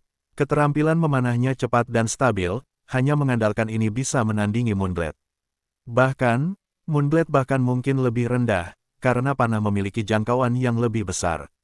Keterampilan bertarungnya telah mencapai puncak manusia, tubuh yang kuat dengan tulang yang keras, dan dia juga kejam. Dengan tubuh kecil Fang Yuan, dia tidak bisa berhadapan langsung dengannya. Dengan demikian, siswa lain pasti akan kalah. Sayangnya untuk Wang dia bertemu Fang Yuan. Begitu dia muncul, Fang Yuan memperhatikan busurnya dan menyimpulkan bahwa dia tidak bisa bertarung jarak jauh dengannya. Moonblade hanya memiliki jangkauan 10 meter. Busur memiliki jangkauan yang jauh lebih besar daripada Moonblade. Dengan demikian, Fang Yuan membuang pertempuran panjang. Dia dengan cepat mendekat dan menutup celah di antara mereka, menunjukkan sikap bertarung fisik. Wang tidak punya pilihan selain membuang busurnya dan bertarung secara fisik dengan Fang Yuan.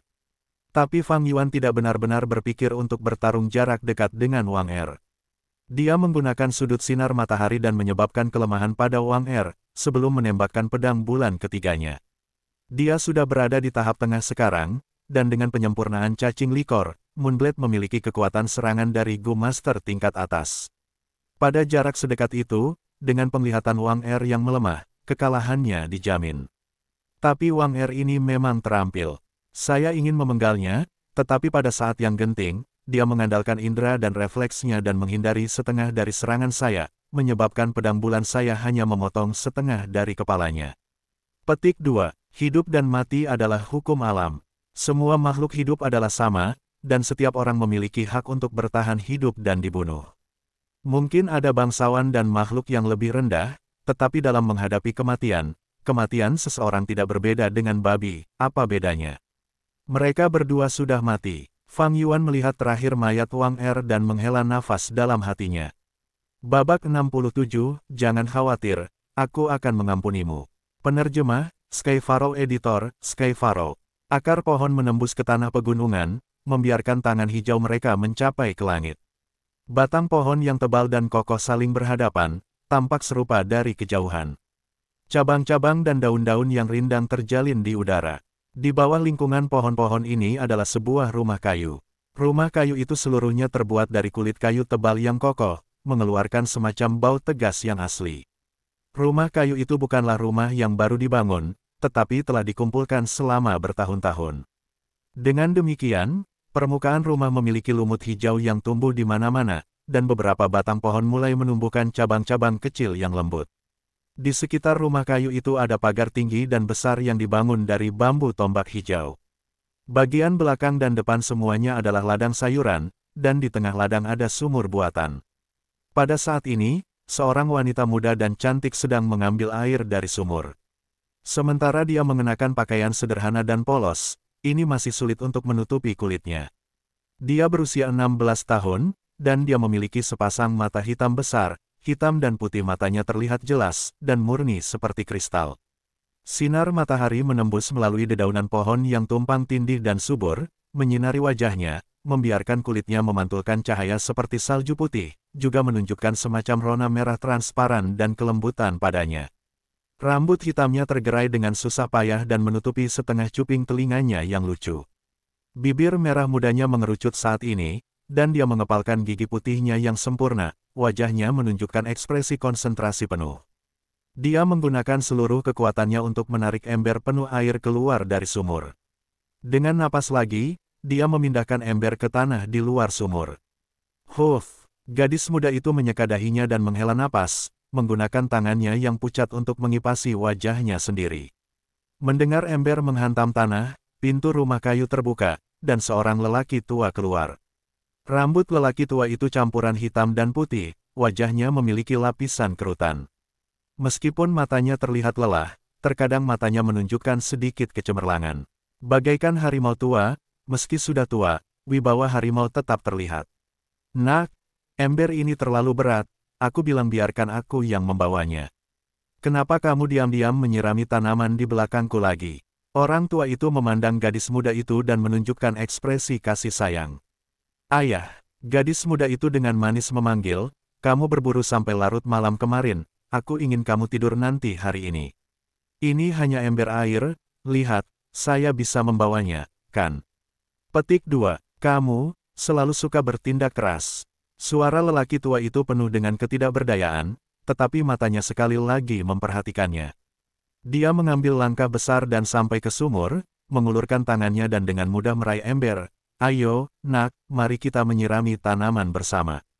Udara penuh dengan bau rumput liar dan bunga, dan angin musim panas bertiup dengan hangat dan melewati pepohonan, berubah menjadi embusan angin yang menyegarkan. Rumah kayu di gunung memiliki ladang sayur, dan gadis itu menggunakan ember, menurunkan punggungnya untuk menyirami tanaman. Sang ayah bertugas mengambil air, berputar di antara dua ember air. Suasana keluarga yang penuh kasih tampak jelas di ruang mungil ini. Aku terlalu tua, hanya beberapa ember dan aku sudah kelelahan. Setelah beberapa saat, lelaki tua itu berdiri di dekat sumur, menyeka keringat di dahinya dan menghela nafas dalam-dalam. Gadis muda itu menoleh ke belakang, tersenyum seperti bunga, berkata, ayah, kamu akhirnya menyadarinya. Anda sudah sangat tua, namun Anda ingin bersikap tegar sepanjang waktu. Sudah berapa kali aku memberitahumu, biarkan saudara laki-laki kedua yang berburu, kamu harus beristirahat di rumah menikmati hidupmu di usia ini. Petik 2. Hehehe, lelaki tua itu tertawa, mengangguk, mengandalkan kemampuan kakakmu yang kedua, dia bisa menjelajah gunung ini dengan mudah. Dengan keterampilan memanahnya, itu bahkan melampaui saya di masa muda saya. Tapi saya masih tidak bisa merasa nyaman, hatinya terlalu liar, dan hanya dengan keterampilan seni bela diri dia ingin melambung. Anak muda suka berimajinasi dengan bebas, mereka semua punya masalah ini. Ayah, gadis muda itu menyeret kata-katanya. Pria tua itu tertawa lebih keras sekarang, nadanya membawa isyarat nakal, oh ya, masih ada kamu. Anda tidak muda lagi, saatnya untuk menikah. Saya telah menemukan pasangan yang baik untuk Anda, dan dengan ketampanan Anda, tidak ada masalah dengan menemukan keluarga yang baik. Wajah gadis itu menjadi merah seperti tomat. Segera dia merasa terlalu malu sampai dia kehilangan kata-kata. Lelaki tua itu memandang ke langit, membayangkan masa depan yang hebat sambil menghela nafas. Begitu saudara laki-lakimu yang kedua mengalami kemunduran dan membatasi sifatnya, aku akan pensiun dan tidak pernah pergi ke pegunungan. Selanjutnya saya akan menemukan Anda keluarga yang baik dan melihat Anda menikah dan memiliki anak, lebih disukai anak laki-laki gemuk. Ayahmu ingin menjaga cucunya, itu saja yang saya inginkan. Kehidupan seseorang tidak mudah, dan sebagai pemburu, berapa banyak yang bisa memiliki akhir yang baik. Semua partner dan rekanku dari dulu sudah pergi, hanya aku yang tersisa. Ayah, kamu salah. Gadis muda itu menghibur, apa maksudmu yang tersisa hanya kamu? Anda masih memiliki kami. Petik 2. Orang tua itu tertawa dan hendak menjawab, tetapi tiba-tiba dia mendengar suara dan menoleh. Pintu masuk kecil dari pagar bambu dirusak dari luar oleh seseorang. Kamu orang tua Wang. Ekspresi dingin Fang Yuan dengan matanya yang menakutkan, melangkah maju dengan segumpal cahaya bulan di lengan kanannya. Pria tua itu terkejut ketika dia melihat cahaya bulan di tangan Fang Yuan. Dengan cepat berlutut, orang tua ini memberi hormat kepada Tuan Gu Master. Pak Tua Wang, putra Anda berani menyinggung saya telah mengeksekusinya. Bawa mayatnya ke depan. Fang Yuan berdiri dengan bangga, menatap lelaki tua yang berlutut saat dia mengeluarkan topik utama. Kata-katanya baru saja selesai, dan dua pemburu muda membawa mayat Wang Er masuk. Melihat mayat ini, tubuh orang tua Wang bergetar. Kakak kedua, gadis muda itu berteriak dengan menyedihkan, bergegas ke depan dan meraih mayat Wang Er, wajahnya memerah karena air mata. Putri keluarga Wang, kedua pemburu muda itu, melihat gadis yang mereka sukai menangis di depan mereka, merasa tidak enak. Mereka ingin menghiburnya, tetapi tidak ada kata yang keluar. Pak Tua Wang, saya dengar Anda seorang pemburu, yang terbaik di antara beberapa desa. Di usia yang begitu tua, Anda masih bisa berburu dan mendapatkan hasil yang bagus setiap saat, ini bagus. Petik 2. Fang Yuan berhenti sejenak di sini, dan melanjutkan tanpa ekspresi. Gambarkan saya peta semua jebakan di daerah pegunungan terdekat sekarang, serta hasil pengamatan Anda terhadap wilayah binatang buas dari pengalaman berburu Anda selama ini. Gambarlah untukku dan aku akan mengampuni dosa putramu karena menyinggungku, jika tidak.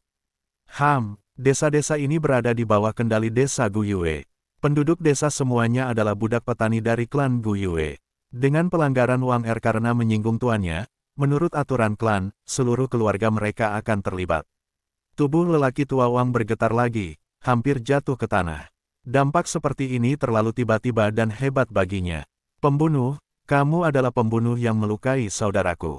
Anda memperlakukan kehidupan manusia seperti ternak, dan Anda berani menghadapi kami. Aku akan membalas dendam untuk saudaraku.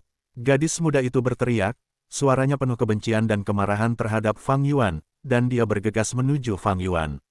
Tapi dia baru setengah jalan ketika dia dihentikan oleh seseorang. Bukan dua pemburu muda itu, tapi ayahnya. Brengsek yang memalukan, pria tua Wang berteriak ketika dia memberi gadis muda itu tamparan keras, mengirimnya ke tanah. Kakak keduamu sudah mati, apakah kamu ingin mati juga? Apakah Anda ingin ayah tua Anda ini menjadi tua dan sendirian selamanya? Orang tua itu menangis deras mengatakan ini, tubuhnya gemetar hebat. Ayah, gadis muda itu dibangunkan oleh ini, dan air matanya mengalir. Suaranya penuh dengan kesedihan, ketidakadilan, belas kasihan, kebencian, dan ketidakberdayaan. Pria tua itu membalikkan tubuhnya, menghadap Fang Yuan saat dia berlutut dan meletakkan dahinya di tanah, bersujud dalam-dalam di kaki Fang Yuan. Suaranya bergetar saat dia berkata, Tuan Gu Master, putraku menyinggungmu dan pantas mati. Saya akan menggambar peta untuk Anda sekarang, tolong lepaskan kami dengan kemurahan hati Anda.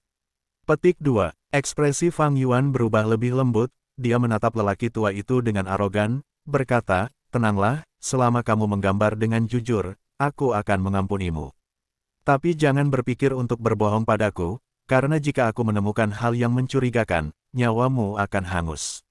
Saya mengerti, orang tua ini mengerti. Orang tua Wang bersujud tanpa henti, tolong Tuan Gu, izinkan saya mengambil kuas dan kertas saya. Tidak dibutuhkan. Fang Yuan melambaikan tangannya, melihat dua pemburu yang dia paksa, memerintahkan, masuk ke ruangan dan temukan kertas dan kuas, dan bawa mereka keluar. Ya, Tuan Gu Tuan. Kedua anak muda itu tidak berani memberontak di bawah otoritas Fang Yuan. Tuhan, kertas dan kuas ada di atas meja persegi di dapur. Kata orang tua Wang. Mata Fang Yuan bersinar tetapi dia tetap diam. Kedua pemburu itu menerobos masuk ke dalam rumah dan dengan cepat mengeluarkan kertas dan kuas. Di wilayah selatan, kertas khusus dibuat dari bambu, di mana kualitasnya buruk dan kertasnya keras dengan lapisan hijau. Kertas seperti ini cocok untuk cuaca lembab dari cuaca teritorial selatan. Jika itu kertas nasi, mungkin rusak setelah seminggu karena kelembaban. Pria tua itu membawa kuas dan berlutut di tanah, menggambar garis, lekukan, atau titik hitam. Dia menggunakan lebih dari 10 kertas bambu, sebelum menyerahkan semuanya kepada Fang Yuan. Fang Yuan melihat melalui mereka dan membagi kertas bambu ini menjadi dua, menyerahkannya kepada dua pemburu, lihatlah jika ada area yang tidak pantas. Setiap kesalahan, saya akan memberi Anda satu batu purba. Petik 2. Bab 68, tidak ada kepolosan di alam. Penerjemah, Sky Pharaoh Editor, Sky Pharaoh. Kedua pemburu mengambil kertas bambu, tangan mereka gemetar, mata bersinar. Ini adalah pengalaman dan usaha hidup pemburu uang. Kami pemburu, meskipun kami tetap berhubungan, ini semua tentang penempatan perangkap, kami tidak akan memberitahu orang lain tentang distribusi binatang buas. Kertas bambu ini, itu semua informasi yang dikumpulkan pemburu uang sejak nenek moyangnya.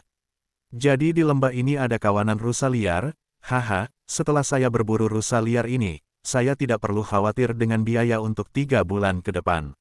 Ah, sungai ini memiliki gua beruang gunung.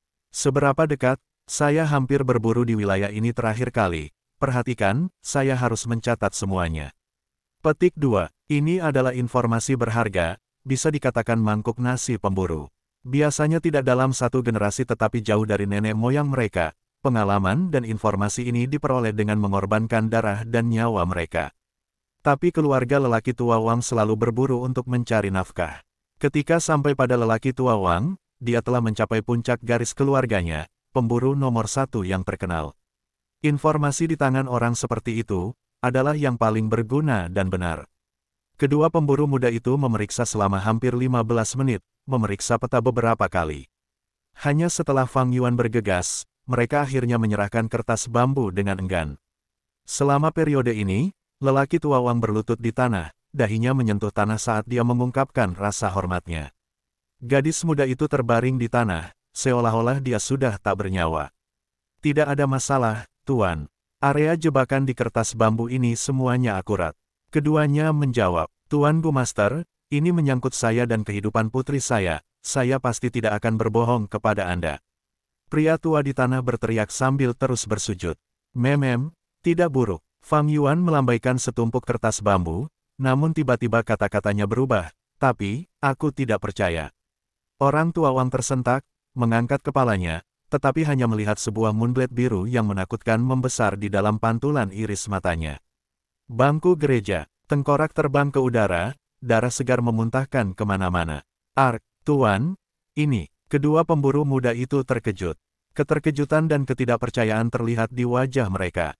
Ayah, gadis muda itu berteriak sekencang-kencangnya saat dia melompat ke arah mayat tanpa kepala lelaki tua Wang, tapi di tengah jalan, sebuah pedang bulan terbang ke arah wajahnya. Percikan, dia jatuh ke tanah, tak bernyawa. Wajah cantiknya, dari dahi hingga dagu, perlahan menunjukkan garis merah tipis. Garis itu menjadi lebih tebal saat darah merah segar mengalir keluar, mengalir di sepanjang separuh hidung dan separuh bibirnya. Mereka mengalir ke tanah hitam, mewarnai setengah dari wajahnya menjadi merah cerah.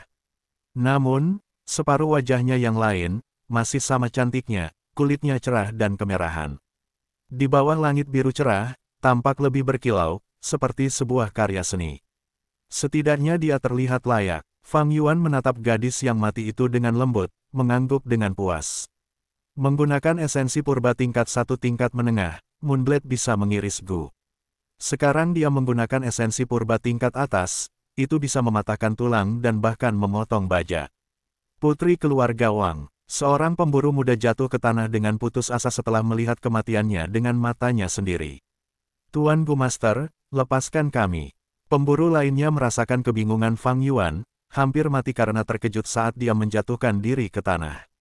Bangun, masuk ke dalam dan cari. Fang Yuan memerintahkan, saya tahu bahwa keluarga pemburu selalu menyimpan peta kulit binatang. Di atasnya adalah medan, lokasi jebakan, dan wilayah binatang buas. Temukan untukku, dan aku akan membiarkanmu mempertahankan hidupmu. Ya, kami akan segera mencari. Beri kami waktu, Tuan Gu Master. Keduanya dengan panik bangkit dan berlari ke rumah kayu. Suara lemari yang terbalik dan jatuh bisa terdengar dari rumah kayu itu. Tapi sesaat kemudian, meskipun para pemburu menggeledah rumah, tidak ada peta kulit binatang yang bisa ditemukan. Tuhan, tolong beri saya waktu, kami akan menemukannya sekarang.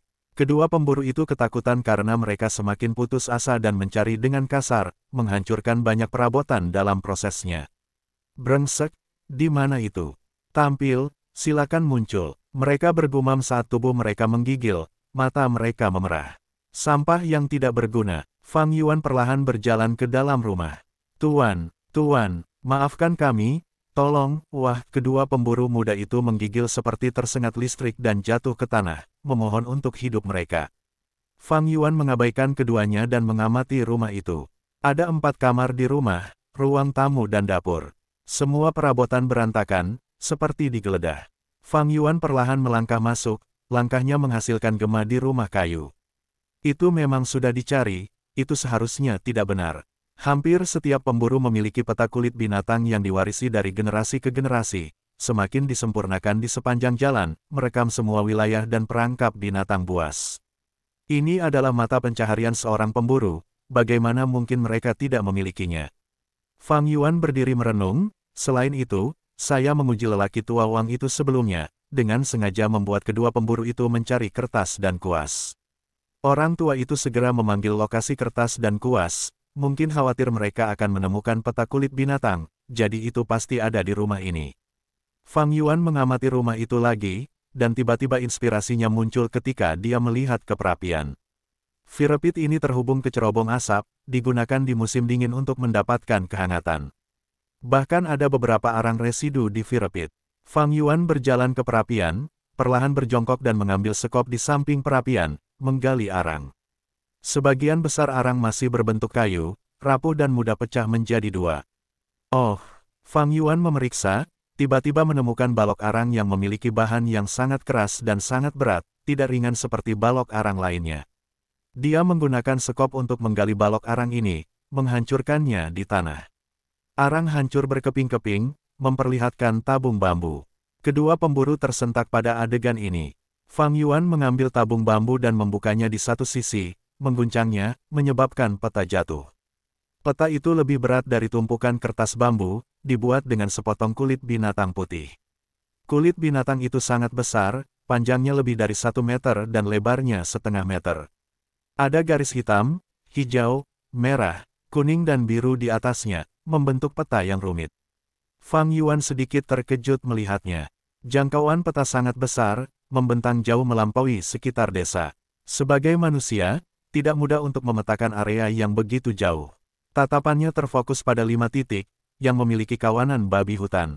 2 berukuran kecil, 2 berukuran sedang, dan ada kawanan babi hutan berukuran besar. Di tengah kawanan berukuran besar, ada palang merah raksasa. Melihat salib ini, Fang Yuan mencibir. Di kertas bambunya, tidak ada tanda seperti itu. Kedua pemburu muda itu juga telah melihat kertas bambu, dan tidak menemukan masalah. Ini adalah pengalaman mereka sendiri, hanya beberapa area tertentu. Palang merah ini jauh di luar desa, dan dari sini, kelicikan lelaki tua Wang bisa terlihat.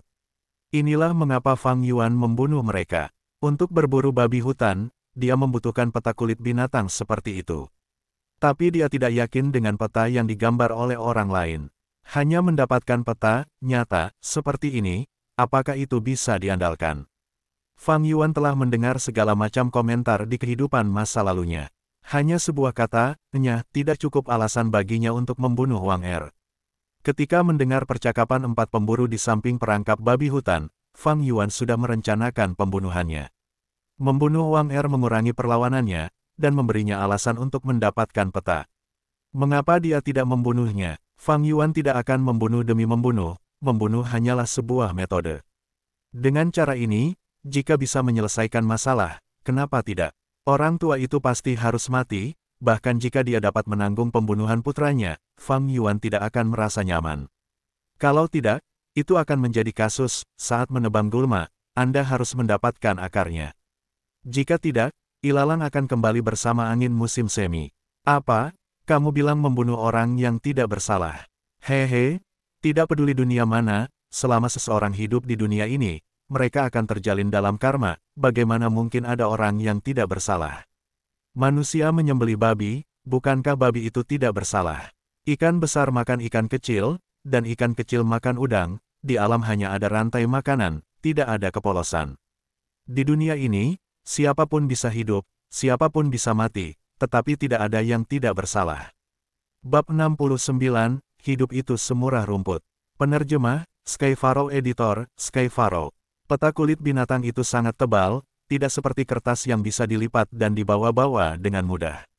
Fang Yuan hanya bisa menggulung kulit binatang itu dan memasukkannya kembali ke dalam tabung bambu, di mana dia kemudian mengikat kedua ujung tabung bambu dengan tali rami, dan membawanya di punggungnya.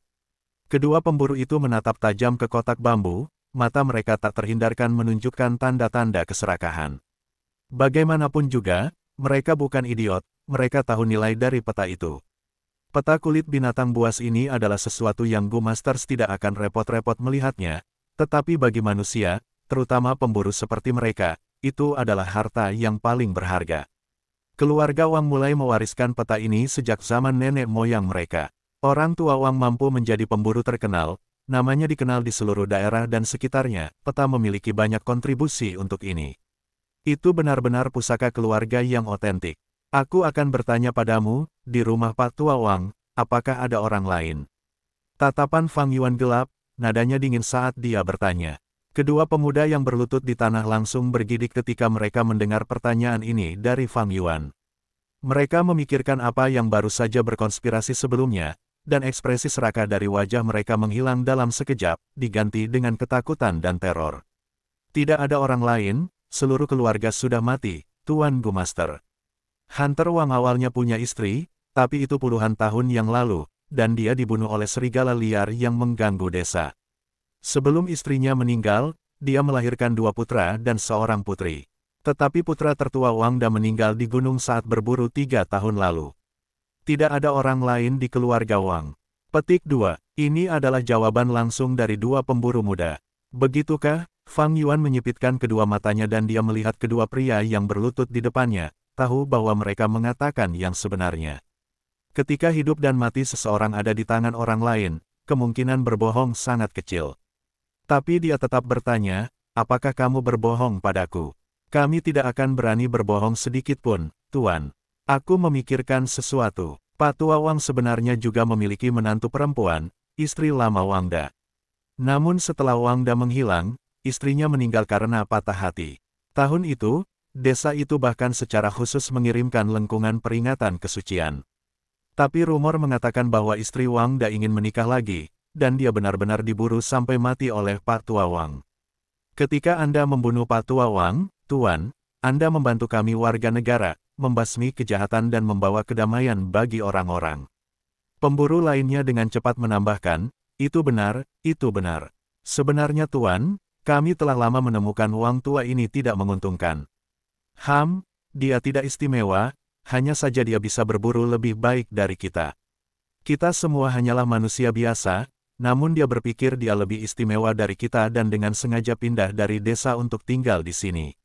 Sebagai generasi muda, kami kadang-kadang akan memintanya untuk mengajari kami dan membagikan pengalamannya, tetapi dia akan langsung mengusir kami dan tidak pernah membiarkan kami muncul lagi di dekat rumah kayu.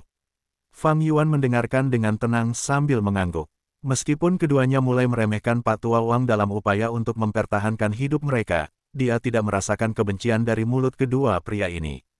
Fang Yuan menebak dalam hati bahwa kedua pria yang meminta untuk berkonsultasi untuk masalah berburu ini adalah palsu. Dia menduga bahwa mereka baru saja mengingini putri keluarga Wang dan ketampanannya. Namun pada akhirnya mereka ditemukan oleh Pak Tua Wang dan didisiplinkan beberapa kali dengan keras. Menyingkirkan yang jahat dan membiarkan warga yang taat hukum hidup damai. Cukup bootlicking seperti itu, kali ini saya membunuh mereka karena motif saya hanya untuk peta kulit binatang buas ini. Nah, kalian berdua telah menunjukkan perilaku yang memuaskan, kalian berdua bisa pergi sekarang. Nada bicara Fang Yuan melunak, tetapi pada saat yang sama tangan kanan di belakang punggungnya bersinar dengan cahaya bulan yang suram. Kedua pemuda yang berlutut di tanah merasakan kejutan dan kegembiraan begitu mereka mendengar ini. Terima kasih banyak atas belas kasihan Anda, Tuan. Tuhan, kemurahan hati dan pemanjaanmu, kami akan mengingatnya selamanya. Mereka bersujud di tanah, lendir dan air mata mereka meluap, suara ketukan tumpul bisa terdengar. Setelah beberapa ketukan, mereka segera bangkit dan berbalik untuk pergi. Meskipun Fang Yuan lebih muda dari mereka dalam usia, tetapi setelah menyaksikan secara langsung seperti apa Fang Yuan dalam melakukan sesuatu, mereka sangat ketakutan, berharap untuk tidak pernah bertemu Fang Yuan lagi. Tahan, tepat pada saat ini, sebuah suara tiba-tiba melintas. Saat selesai ada swoosh dan Master Gu melompat turun dari puncak pohon. Kalian berdua tidak bisa pergi, ceritakan apa yang terjadi di sini. Semua itu, Master Gu yang baru saja melompat ini mengenakan seragam biru tua, dan ada sabuk merah dengan pelat logam di tengahnya. Ada kata, 2, besar yang diukir di pelat logam. Peringkat 2 Gu Master ini memiliki tubuh yang ramping, kedua matanya ramping.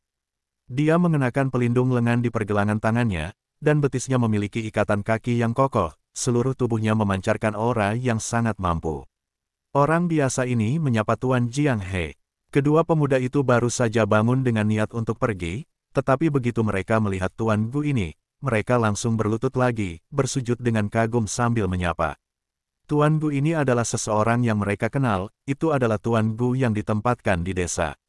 Setiap tahun untuk memperkuat kendali mereka di sekitar mereka, Desa Gu Yue akan mengirim guru Gu ke desa-desa kecil dan dusun, menempatkan guru Gu di sana. Ini juga akan mencegah kekuatan lain untuk menyusup dan pada saat yang sama memperkuat pertahanan mereka di perbatasan mereka. Master Gu bernama Jiang He ini tidak peduli dengan dua pemburu yang berlutut di tanah, malah menatap lurus ke arah Fang Yuan, bertanya dengan nada dingin, "Saya adalah Gu Master Jiang He dari klan Gu Yue yang telah ditempatkan di sini, kamu adalah?" Fang Yuan tertawa ringan dan mengulurkan telapak tangan kanannya, di mana Moonlight Gu mengeluarkan bola cahaya bulan di tengah telapak tangannya. Ketika Gu Master Jiang He melihat cahaya bulan di tangan Fang Yuan, tatapannya melunak. Moonlight Gu adalah tanda dari klan Gu Yue, ini adalah sesuatu yang tidak bisa dipalsukan. Masalah ini sebenarnya sederhana. Putra kedua lelaki tua Wang menyinggung saya, jadi saya membunuh seluruh keluarga dengan marah. Mereka berdua bisa menjadi saksiku. Fang Yuan dengan lugas mengakui dengan sikap berani dan percaya diri, menunjuk kedua pemburu yang berlutut pada saat yang sama. Fang Yuan tidak berbohong, dan kedua pemburu ini mengangguk dengan tergesa-gesa, tidak ada keraguan. Jiang He menatap kosong sejenak sebelum dia mulai tertawa keras, "Kamu membunuh dengan baik. Hanya sekelompok pelayan petani yang sangat sedikit, untuk benar-benar berani menyinggung tuan mereka, mereka pantas dibunuh." Petik 2. Tapi dia dengan cepat menambahkan dengan perubahan nada, penuh emosi dan makna yang dalam, "Bagaimanapun junior muda, apa yang telah kamu lakukan juga membawa masalah bagiku. Meskipun Pak Tua Wang tinggal jauh dari keramaian dan tinggal di sini sendirian bersama keluarganya, mereka masih penduduk desa yang saya pimpin. Saya dikirim keluar dari klan dan ditempatkan di sini di desa ini berarti saya harus melindungi penduduk desa dan waspada sebagai pertahanan. Sekarang setelah Anda membunuh beberapa orang ini, jumlah penduduk desa akan berkurang. Selama pemeriksaan di akhir tahun penilaian klan terhadap saya akan turun." Tatapan Fang Yuan bersinar, dan dia langsung tahu bahwa Jiang He ini menggunakan ini sebagai dalih untuk memeras uang darinya. Dia tertawa dan berkata, "Ini tidak terlalu sulit. Senior Anda hanya perlu melaporkan kebenaran kembali. Katakan saja bahwa seluruh keluarga ini dibunuh olehku, dan itu tidak ada hubungannya dengan senior sama sekali." Ketika Jiang He mendengar ini, kelopak matanya berkedut. Kemarahan muncul di hatinya terhadap Fang Yuan yang tidak tahu bagaimana menghargai bantuan. Cara bicaranya menjadi sangat serius, "Kalau begitu aku harus menjalankan bisnis dengan tidak memihak di sini. Junior, jika Anda tidak takut dengan penyelidikan klan maka laporkan nama Anda, saya akan mencatatnya secara rinci seperti apa yang sebenarnya terjadi di atas kertas." Petik 2. Kata-katanya membawa implikasi ancaman yang kuat, jika itu adalah anak muda lain, mereka pasti sudah ketakutan dengan pernyataan ini. Tapi Fang Yuan bisa melihat kelemahan Jiang He dari itu, dan dia langsung berkata, "Kalau begitu senior akan melaporkan sebagaimana mestinya." "Ah benar, nama keluargaku Gu Yue, dan namaku Fang Yuan." "Jadi kamu sebenarnya Fang Yuan?" Wajah Jiang He jelas menunjukkan keheranan untuk beberapa saat. "Saya telah mendengar tentang Anda sepanjang waktu dari adik laki-laki saya baru-baru ini. Anda benar-benar memukuli semua teman sekelas Anda, memeras di depan semua orang, mendapatkan 60 keping batu purba setiap kali. Setiap kali adik laki-laki saya membicarakannya, dia selalu iri dengan bagaimana Anda bisa mendapatkan uang dengan mudah. Belum lagi saat ketika Anda mempertaruhkan cacing likor dan kodok kulit lumpur secara berurutan. Keberuntungan semacam ini pasti membuat orang iri." "Oh benar, adik laki-lakiku adalah Jiang Ya. Kalian berdua seharusnya sudah lama bertemu." "Jadi itu dia." Fang Yuan mengangguk dan mengakui, "Ya, setiap kali saya membeli kelopak anggrek bulan, saya akan membelinya di toko Jiang Ya." "Hahaha, karena ini masalahnya maka kita berdua adalah kenalan." "Oh baiklah, lupakan saja, masalah ini akan aku tangani. Ketika dia mengatakan ini, Jiang He menepuk dadanya dengan tangannya, menghilangkan penampilan seseorang dengan semangat kesetiaan dan pengorbanan diri. Dia hanya menggunakan keadaan yang menguntungkan ini, tidak mungkin dia benar-benar melaporkan masalah ini. Setelah melaporkan hal seperti itu, penilaian klan terhadapnya akan tetap turun. Anda mungkin juga melakukan giliran yang baik untuk Fang Yuan, karena untuk kematian keluarga Pak Tua Wang, dia hanya bisa melaporkan bahwa mereka diserang dan diserang oleh binatang buas. Ini adalah kesalahan Pak Tua Wang karena cara-caranya yang tidak biasa dalam bersikeras untuk pindah dari desa, membangun rumah kayu yang jauh dari penduduk. Jiang He tidak takut masalah itu diungkapkan, hanya ada beberapa petani fana di sekitarnya. Hidup mereka adalah rumput keledai yang murah, siapa yang peduli jika mereka mati. Bahkan jika klan mengetahui tentang menutup-nutupi mereka tidak akan peduli tentang masalah kecil seperti itu. Tapi junior, kamu belum lulus dari akademi dan tidak memiliki seragam guru-gu seperti yang aku kenakan sekarang. Jika Wang Er melihat pakaian ini, dia akan tahu tentang statusmu sebagai Gu Master dan tidak akan menyinggungmu. Junior kamu orang yang pintar, kan? Hehe, kata Jiang He lagi. Mata Fang Yuan berkedip. Kata-kata Jiang He memiliki makna tersirat, dan sebenarnya memperingatkan dirinya sendiri, jangan keluar dari akademi dan berkeliaran tanpa alasan, dan sebaiknya kau tidak datang ke daerah di bawah yurisdiksiku di sini setelah hari ini untuk menimbulkan masalah dan membunuh orang lagi. Kalau begitu terima kasih banyak atas saranmu, senior. Fang Yuan menangkupkan tinjunya untuk memberi salam, mengucapkan selamat tinggal pada Jiang He, segera pergi dari sini. Bab 70, menggunakan babi putih Gu. Penerjemah, Sky Pharaoh Editor, Sky Pharaoh. Di kegelapan malam, bulan berbentuk seperti piring perak, menggantung tinggi di langit memuntahkan cahaya bulan yang berair ke bawah. Hutan lebat dengan ringan membuka daun dan cabang hijau lebat mereka di angin musim panas. Air terjun jatuh saat mengalir, tetapi suaranya tidak dapat menutupi suara jangkrik cendana yang berkicau.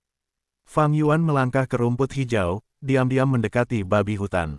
Babi gunung ini kepalanya terkubur, terengah-engah dan mendengus saat menggali tanah zamrud dengan moncongnya, mengaduk-aduk tanah dan rumput untuk mencari cacing. Babi hutan adalah hewan omnivora. Ia tidak hanya memakan cacing, tetapi juga mencuri telur burung dan mahir berburu kelinci liar, tikus, bahkan makhluk berbisa seperti ular dan kalajengking. Fang Yuan merayap perlahan dari belakang babi hutan. Di bawah sinar bulan yang cerah, mantel bulu babi hutan hitam keabu-abuan bisa terlihat dengan jelas.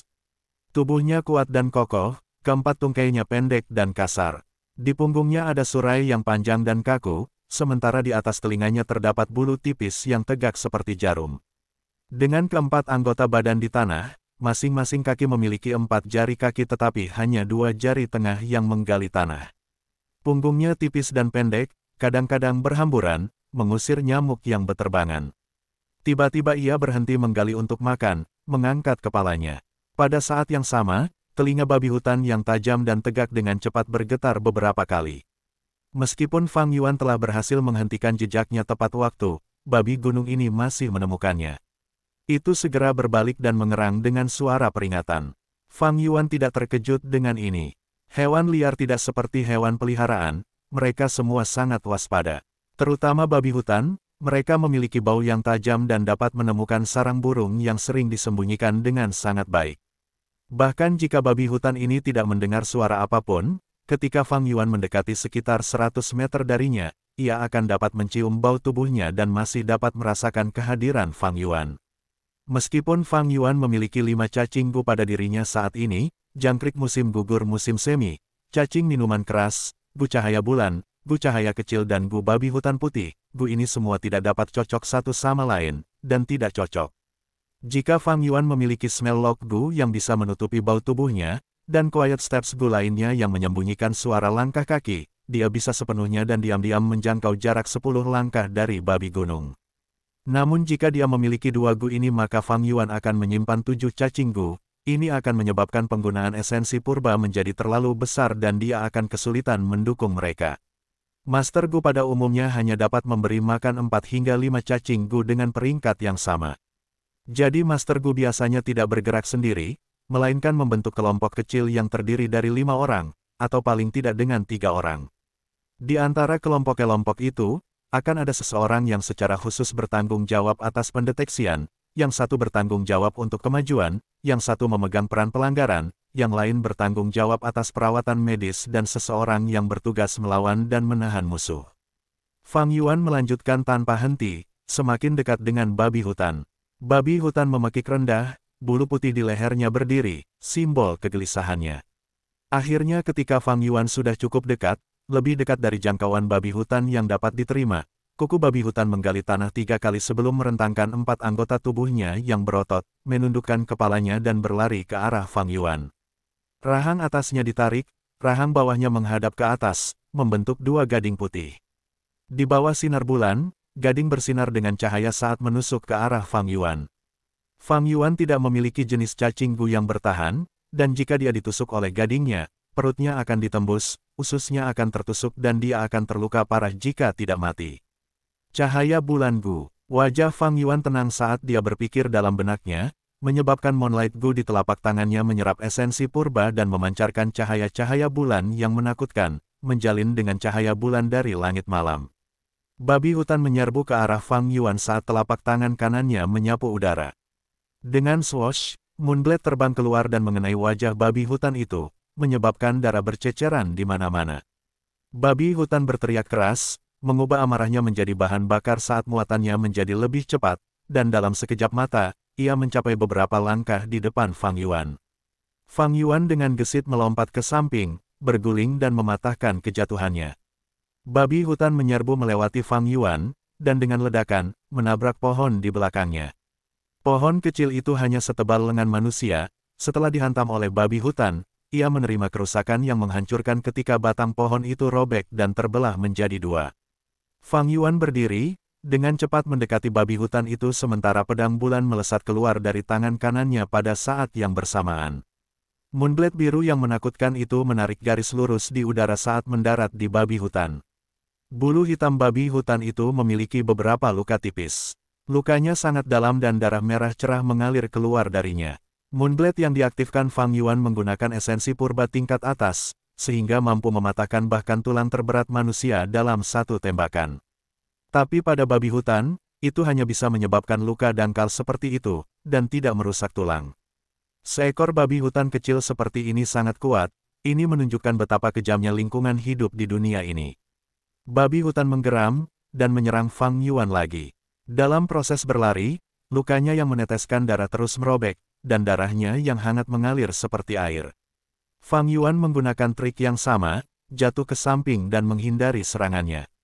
Babi hutan, meskipun kuat dan sangat ganas, memiliki satu kelemahan, tidak dapat mengubah arah dengan mudah. Kecepatannya cepat, tapi itu berarti dia tidak bisa mengubah arah dengan mudah, jadi dengan cara ini, setiap muatannya berada dalam garis lurus. Selama seorang guru gu cukup perhatian, tidak sulit untuk mengelak. Boom, boom, boom. Setiap kali babi hutan menyerang, Fang Yuan akan menembakkan beberapa bilah bulan, menyebabkan luka lamanya tumpang tindih dengan luka baru, dan semakin marah, semakin banyak darah yang mengalir. Setelah beberapa kali, gerakannya melambat dan geramannya juga menunjukkan sedikit kelemahan. Gu ringan kecil. Kali ini, Fang Yuan tidak hanya mengaktifkan Moonlight Gu, tetapi juga mengerahkan esensi purba dan menyuntikkannya ke dalam Little Light Gu. Moonlight Gu setelah disempurnakan selalu berada di telapak tangan kanan Fang Yuan, berubah menjadi tato bulan sabit biru. Setelah cahaya kecil Gu disempurnakan, itu juga berada di telapak tangan kanannya, berubah menjadi bentuk bintang 5 sisi. Pada titik ini, esensi purba hijau gelapnya memasuki 2 Gu, cahaya bulan memancarkan cahaya bulan biru yang menakutkan sementara cahaya kecil Gu memancarkan cahaya putih susu. Cahaya putih susu menyatu dengan cahaya bulan, dan gumpalan cahaya bulan yang awalnya kecil langsung menjadi 2 kali lebih besar. Pergi, tangan kanan Fang Yuan menyapu, dan pedang bulan raksasa yang disempurnakan terbang keluar. Hanya menggunakan Moonlight Gu, ukurannya hanya seukuran telapak tangan. Tetapi dengan tambahan dan bantuan dari Gu cahaya kecil, ukuran pedang bulan berlipat ganda, dan jangkauan serangannya juga berlipat ganda.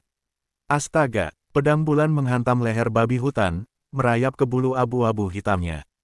Itu muncul dari ujung yang lain dan terbang sekitar 3 hingga 4 meter sebelum menghilang di udara.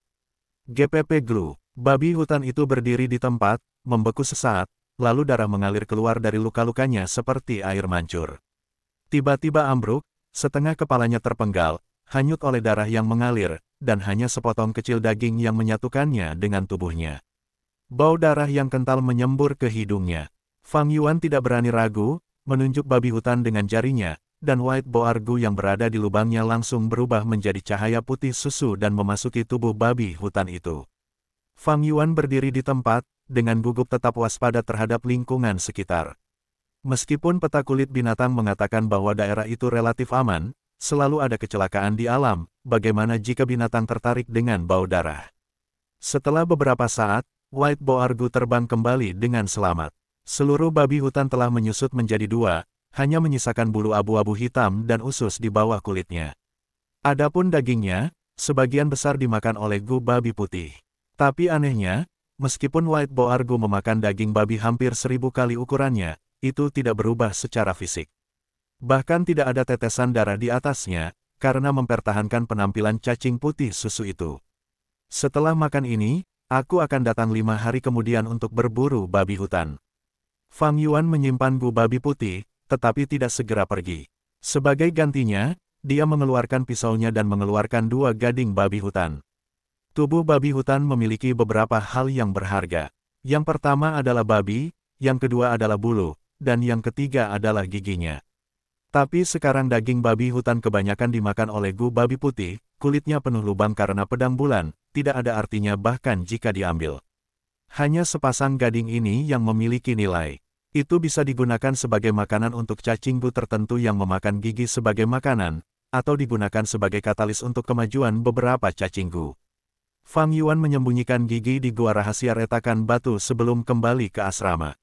Dia tidak langsung tidur, tetapi duduk di tempat tidurnya dan mulai berkultivasi. Di dalam celah, laut purba bertindak seperti ombak, naik dan turun. Fang Yuan sekarang adalah Master Gu tingkat menengah, jadi setelah menggunakan pemurnian cacing likor, dia memiliki esensi purba tingkat atas. Jadi, sementara orang-orang seusianya memiliki esensi purba hijau pucat tahap menengah, esensi purba Fang Yuan berwarna hijau tua. Sekarang setelah dia membunuh babi hutan, hanya ada 23% esensi purba di lubangnya. Seorang Master Gu peringkat 1 tidak begitu kuat dalam pertempuran. Atau lebih tepatnya, lingkungan alam terlalu keras. Bahkan jika Moonblade bisa mematahkan tulang, untuk membunuh babi hutan biasa, Fang Yuan harus menggunakan 20% dari esensi purba tingkat atasnya. Gu babi putih, matanya tertutup rapat, rohnya terbenam ke dalam lubangnya. Di aperture, semburan esensi purba hijau tua bergegas melawan arus, menyuntikkan ke White Boargu. White Boargu segera memancarkan cahaya putih terang, dan cahaya itu menyelimuti tubuh Fang Yuan. Jika seseorang melihat dari luar, mereka akan melihat bahwa tubuh Fang Yuan memancarkan cahaya putih bersih dari dalam. Setiap otot dan setiap inci kulit Fang Yuan direndam dalam cahaya putih ini. Rasa kebas dan gatal-gatal dirasakan olehnya. Saat cahaya putih memodifikasi otot-ototnya, itu memungkinkan kekuatan untuk perlahan-lahan dimasukkan ke dalam tubuhnya, sehingga mendapatkan akar dan tidak pernah hilang lagi. Namun, setelah beberapa saat, perasaan mati rasa menjadi sakit.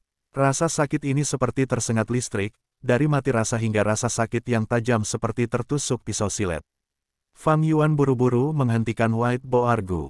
Sesuatu yang berkepanjangan itu tidak baik. White Boargu tidak bisa digunakan secara berlebihan, itu bisa diterapkan sekitar 15 menit sehari. Melebihi itu, dan rasa sakit yang luar biasa akan terasa, semakin menyakitkan. Jika dia terus menggunakannya meskipun begitu, seseorang bahkan mungkin mati karena kesakitan.